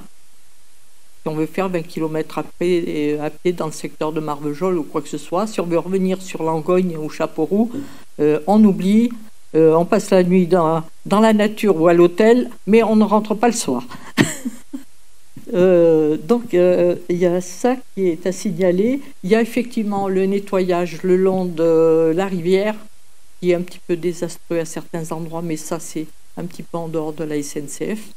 Et puis, je trouve que d'avoir démantelé la SNCF en plusieurs service, partie clientèle, partie voie ferrée, partie réseau. Donc, je trouve que c'est un petit peu catastrophique parce qu'effectivement, quand on s'adresse quelque part, on n'a jamais la bonne réponse. Il faut toujours écrire ailleurs. On le voit pour le train touristique, nous, sur Langeac et Brioude. Les responsables d'associations savent très bien comment ça se passe. C'est vraiment de l'administratif très lourd. Bon, si vous voulez, la SNCF essaie de faire, de rentabiliser ses bâtiments, notamment SNCF Voyageurs, je crois, qui a certaines gares, pas toutes. Hein. Elle en a vendu certaines, et celles qui lui restent, elle essaie de vendre les espaces pour les rentabiliser. Il y a toujours un souci économique. Actuellement, il y a un discours effectivement qui dit qu'ils veulent dynamiser les gares, etc. Mais en fait, c'est pour accueillir des commerces, etc. Et en même temps, ils ferment les guichets. Bon, qu'on soit favorable aux guichets manuels ou pas, voilà, il y a une présence qui s'en va. Alors, on a soit même sur des lignes importantes, hein, en PACA par exemple, il y a une gare ou 2 gares sur 3 qui sont fermées. Et des villes importantes, des villes de 6 000, 7 000 habitants. Donc c'est une politique de la société ferroviaire qui, tant que les gares ne sont pas rachetées par des communes pour en faire des lieux de vie, qui ont souvent peu de rapport avec le train, voilà. Mais il y a un discours qui dit qu'ils veulent animer ces gares, ou réanimer, si on peut dire. Dans les faits, on connaît très peu de gares vraiment animées et dans le massif central. À part les grandes villes qui sont toujours gérées par SNCF Voyage, Clermont-Ferrand, Nîmes, etc., où là, il n'y a pas de problème. Voilà. Et même à l'Est, je sais pas, pour agir, c'est très simple, hein, vous ouvrez votre micro, les gens qui sont en visio, parce qu'ils sont plutôt côté gare. Même à l'Est, je sais pas s'il y a encore des guichets. Si. Bonjour, Michel Arédon, est-ce que vous m'entendez? Oui, allez-y. Bonjour mesdames et messieurs, merci pour l'organisation de cet après-midi. Bravo pour l'intervention qu'il y a eu en début de séance, qui nous a permis de voir un peu plus clair peut-être quant à notre situation. Je voudrais revenir rapidement sur la situation des gares que nous avons tout au long de notre voie ferrée. Je suis cheminot à la retraite, je connais bien l'entreprise et je sais le désintérêt qu'a eu l'entreprise SNCF pendant de nombreuses années quant à ces lignes qu'elle aurait bien aimé voir disparaître il y a encore quelques temps. Apparemment, ces dernières années, la politique a changé et ils ont pris conscience, ou en tous les cas, on leur a obligé à prendre conscience que ces lignes étaient une nécessité pour un aménagement de notre territoire qui puisse permettre une certaine équité pour les habitants des territoires ruraux ou ultra-ruraux comme nous les connaissons. Donc on peut espérer qu'avec une vision différente, ils reviennent sur des positions qui permettent effectivement de proposer aux usagers de nos voies ferrées des lieux qui sont conformes à ce que nous attendons tous pour les services dont nous avons besoin. Il y a effectivement aujourd'hui une démarche qui paraît être intéressante de la part de la SNCF. Les personnes qui les côtoient depuis quelque temps, qui ont eu la chance de pouvoir dialoguer avec eux, ce qui n'était pas possible par le passé, sans leur imposer ces rencontres, ont constaté qu'effectivement les choses évoluent et les choses évoluent dans le bon sens. J'espère que ce n'est pas qu'un discours et qu'effectivement il y aura des faits derrière qui nous permettront d'avancer sur ces points-là. Heureusement, nous avons aussi 2 régions qui ont décidé de faire vivre cette ligne, ces lignes, qui vont permettre à nos habitants de pouvoir circuler sur l'ensemble du territoire. Je m'appelle Michel Redon, je ne me suis pas présenté, je suis désolé. J'interviens aujourd'hui comme président de la communauté de communes des Cévennes-Montlodère, qui a la chance d'avoir une partie de la ligne du Cévenol qui traverse son territoire. Je suis aussi membre de l'association de la défense du Cévenol. Voilà. Donc, je pense qu'il y a des améliorations. Je pense qu'il y a des possibilités si les politiques décident effectivement d'amener des améliorations sur notre réseau ferré, on va dire secondaire, mais indispensable pour nos administrés. On va pouvoir arriver à améliorer les situations. Merci. Vincent Kaufmann a été obligé de nous quitter là parce qu'il a un train à prendre. Donc je ne sais pas s'il y a encore des questions et si on pourra y répondre ou s'il y a des observations. Oui, si vous me permettez. Ah, pardon. Paul-Henri Dupuis, je suis commissaire à l'aménagement, au développement et à la protection du Massif central. Bon, simplement merci déjà pour cette conférence, hein, très intéressante.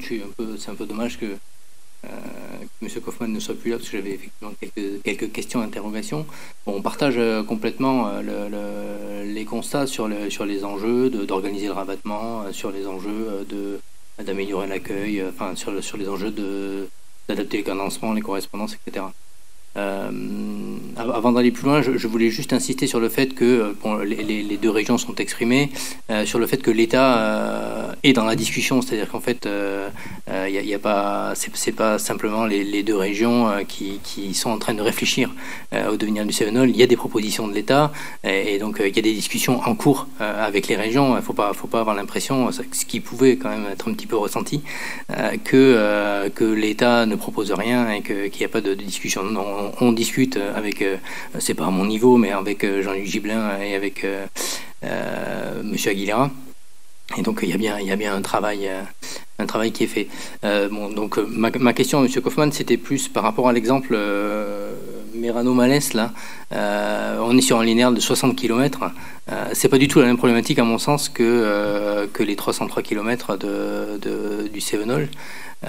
Parce que, et ça rejoint un petit peu ce qui a été dit tout à l'heure sur le train en départ tardif le soir de Clermont-Ferrand, si on doit l'amener jusqu'à Nîmes, vous êtes beaucoup plus spécialiste que moi, mais ça impose des sujets d'équipe de conduite, enfin d'équipe de signalisation qui sont un petit peu complexes, alors que si on était sur des linéaires beaucoup plus courts, c'est plutôt plus simple à gérer pour les rotations, etc.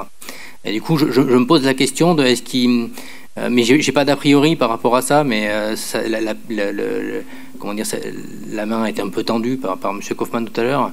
Est-ce qu'il faut forcément toujours considérer ce Cévenol en un seul bout, ou est-ce que il faut le considérer en deux bouts? Enfin, j'en sais rien, mais en tout cas, ça ne veut pas dire travailler qu'aux extrémités et laisser le centre. Loin de moi cette idée-là. Enfin, pour les gens qui me pratiquent, hein, on est vraiment nous dans la promotion du Massif central. Et ce que vous disiez tout à l'heure sur l'intérêt du Cévenol en termes de développement des itinérances pédestres, etc. Nous, c'est quelque chose qui nous intéresse forcément. Il y a plein de produits touristiques, il y a plein de choses à développer pour l'attractivité du territoire autour du Cévenol, autour de l'Aubrac. Faut arriver à faire des boucles, des produits touristiques packagés intégralement autour du train. Donc voilà, maintenir bien sûr les tronçons centraux. Mais après, voilà, ça m'interroge un petit peu cette approche en globalité. D'accord. Peut-être une réaction finale, puisqu'il doit partir, de Jean-Luc Gibelin.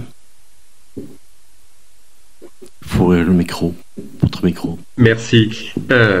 Oui, je souriais parce que, bien sûr que sur le linéaire, il y a des choses qui doivent se travailler et qui se travaillent déjà de manière partielle. Mais il faut que les choses soient évidemment bien partagées et bien entendues par toutes et tous. Et puisque vous faites allusion au travail avec l'État, je confirme. Mais vous savez comme moi que il y a encore quelques visions justement de l'État, plus pour la ligne de l'Aubrac que pour celle du Cévenol, mais quand même de visions très partielle de ces lignes et non plus de la totalité. Donc bien sûr que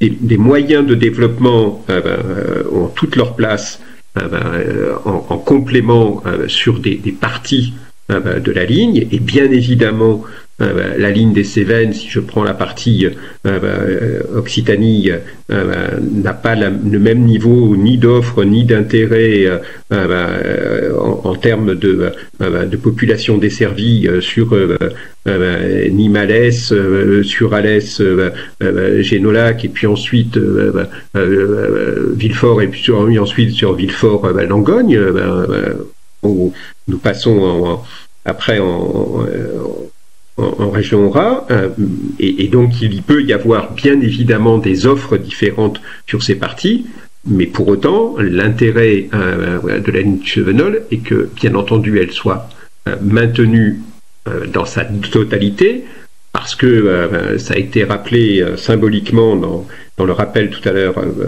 de ce qui s'était fait l'année dernière, le fait d'avoir amené la rame du Cévenol à Marseille, c'était aussi cette volonté qu'il y ait bien de part et d'autre du Cévenol les correspondances avec Clermont, comme ça a été rappelé tout à l'heure par la présidente de l'association sur Clermont à Paris, et qu'il y ait la liaison avec Marseille de l'autre côté. C'est-à-dire que je pense que il y a tout intérêt à multiplier les propositions et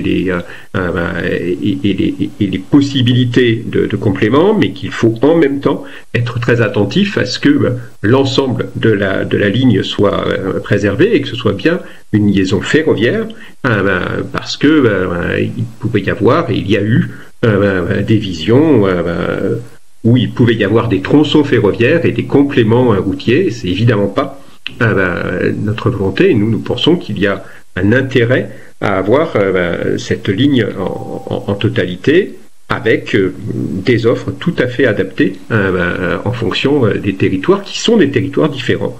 Et c'est bien comme ça que l'on répond, à mon avis, au mieux aux attentes et aux besoins de la population. Et en effet, si vous me le permettez, je vais être obligé de vous quitter et de vous souhaiter une bonne fin de travaux, mais je crois que vous allez passer plutôt sur la partie conviviale, me semble-t-il. Bon, merci beaucoup. Pour reprendre votre question, si vous voulez, on la transmettra à Vincent Kaufmann et on pourra lui demander son avis et vous le transmettre sans problème. En tout cas, merci de votre présence aussi. Simplement pour préciser auprès de Monsieur le Président, ma question, ce n'était pas sortir des tronçons. Ma question, c'était bien sûr assurer du point A, donc d'Alès jusqu'à Clermont-Ferrand et réciproquement, le trajet. Mais est-ce que il faut forcément le penser en une seule fois, ou est-ce que la correspondance... Mais je connais le point de vue, mais c'était techniquement, voilà, quel est le point de vue? Parce que quand on fait le parallèle avec Merano-Malès, en fait, on n'est pas du tout sur le même type de problématique. C'est ça qui a éveillé la question. Il n'y a pas d'idée de ne pas desservir les zones moins denses, desservir que les zones denses. Je pense qu'on en a suffisamment parlé au travers du préfet Philiseau, qui représente l'État dans ces discussions-là, pour que vous sachiez que c'est pas la position de l'État. Bon, s'il n'y a pas d'autres interventions, on va pouvoir boire un petit verre ensemble. Oui. Ouais. Alors, d'accord, on t'écoute, Anne-Marie. Tu m'entends? Ok. Donc, Anne-Marie Scora, je suis présidente de l'association des usagers de la SNCF du Gard et des départements limitrophes. Je voulais vous saluer tous déjà, que vous ayez tous fait l'effort de vous déplacer, et malgré la coupure de la ligne qui est vraiment très impactante pour nous, usagers.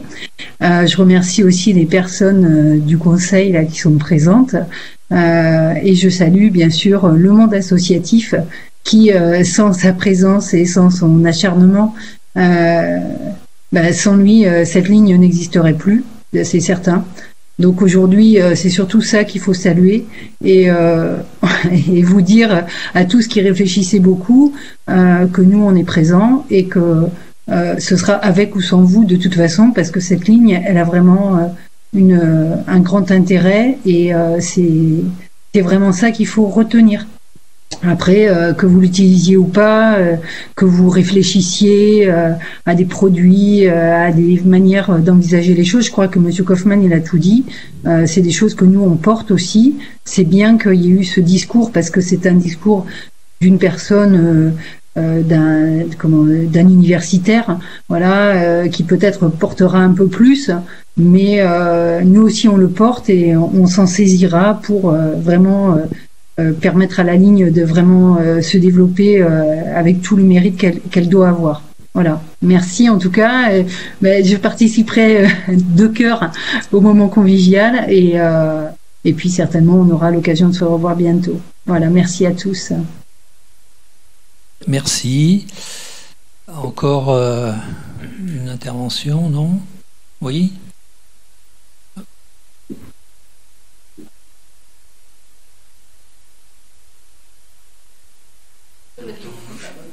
Ah oui, voilà. Bon, Henri Tenou, revue chemin de fer régionaux et tramway ex-titre, maintenant ça s'appelle patrimoine ferroviaire.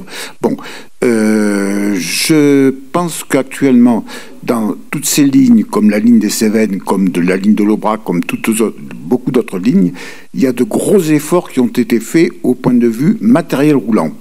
Le matériel roulant est généralement un matériel qui est actuellement très confortable. C'est un matériel qui est en plus très visible parce que généralement ce sont des couleurs chatoyantes. Ça se voit partout. C'est très bien, c'est parfait. Il y a par contre un problème, on l'a souligné déjà, c'est l'accueil. L'accueil, alors donc ça pose le problème des gares, ça pose le problème, les gens qui arrivent le matin, la gare est fermée. Bon, comment prendre son billet? Où prendre son billet? Les automates fonctionnent ou ne fonctionnent pas, encore faut-il savoir les faire marcher.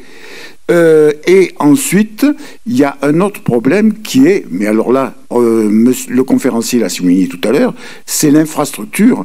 L'infrastructure, bon, qui laisse très souvent à désirer, et actuellement, évidemment, les gros travaux ne peuvent se faire que par les fermetures de lignes, ce qui est évidemment dommage. Mais c'est vrai que un matériel moderne circulant sur une voie hors d'âge, il circule à 40 km/h, alors que le car à côté circule à 80-90, sur les routes qui sont généralement assez confortables, assez bien entretenues. Et par contre, à l'intérieur d'un car, il est absolument impossible de travailler, alors que dans un train, on peut effectivement travailler avec son ordinateur, etc. Voilà, c'est ce que je voulais souligner. Donc, le matériel, c'est bon, je dirais, mais ce qui pose problème actuellement pour l'ensemble de ces lignes, c'est l'accueil, les gares, le nettoyage, l'entretien et l'infrastructure. Voilà, merci.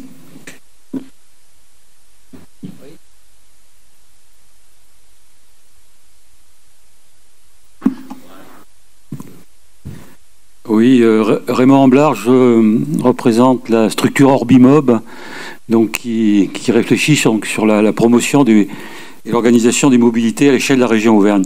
Je voulais simplement livrer quelques réflexions suite à l'exposé qui a été fait, et notamment peut-être insister sur un point qui a été beaucoup évoqué dans l'exposé précisément, c'est la question de l'aménagement du territoire.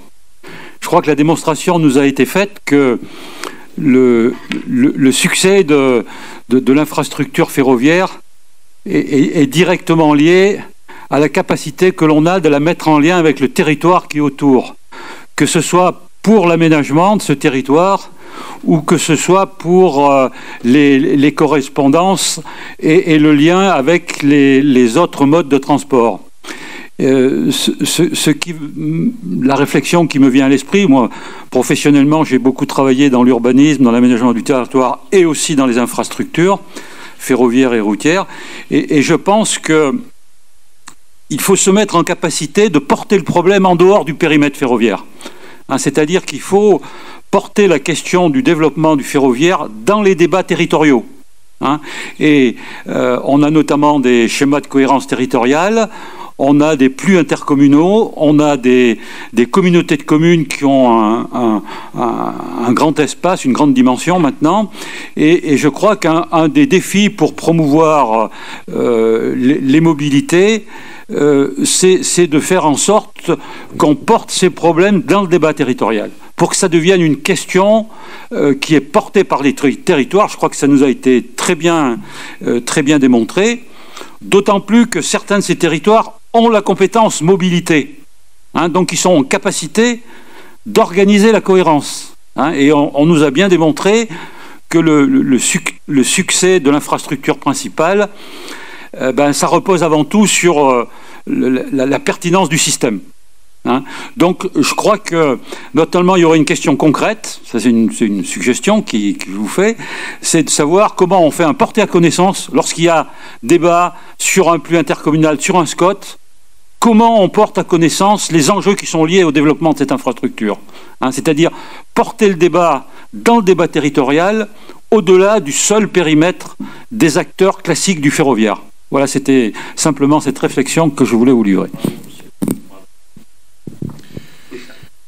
Je vous interromps juste pour... Malheureusement, je dois partir parce que je devais prendre le train de 17h27 pour Paris, qui a été supprimé. Donc je dois me reporter sur le 16h27. Et donc, voilà, je suis vraiment désolé, mais j'ai eu beaucoup de plaisir à être parmi vous cet après-midi. Et puis, je me tiens à votre disposition si vous avez envie de poursuivre l'échange. Voilà, ils ont mes coordonnées. Et puis, vous n'hésitez pas. Voilà, merci beaucoup.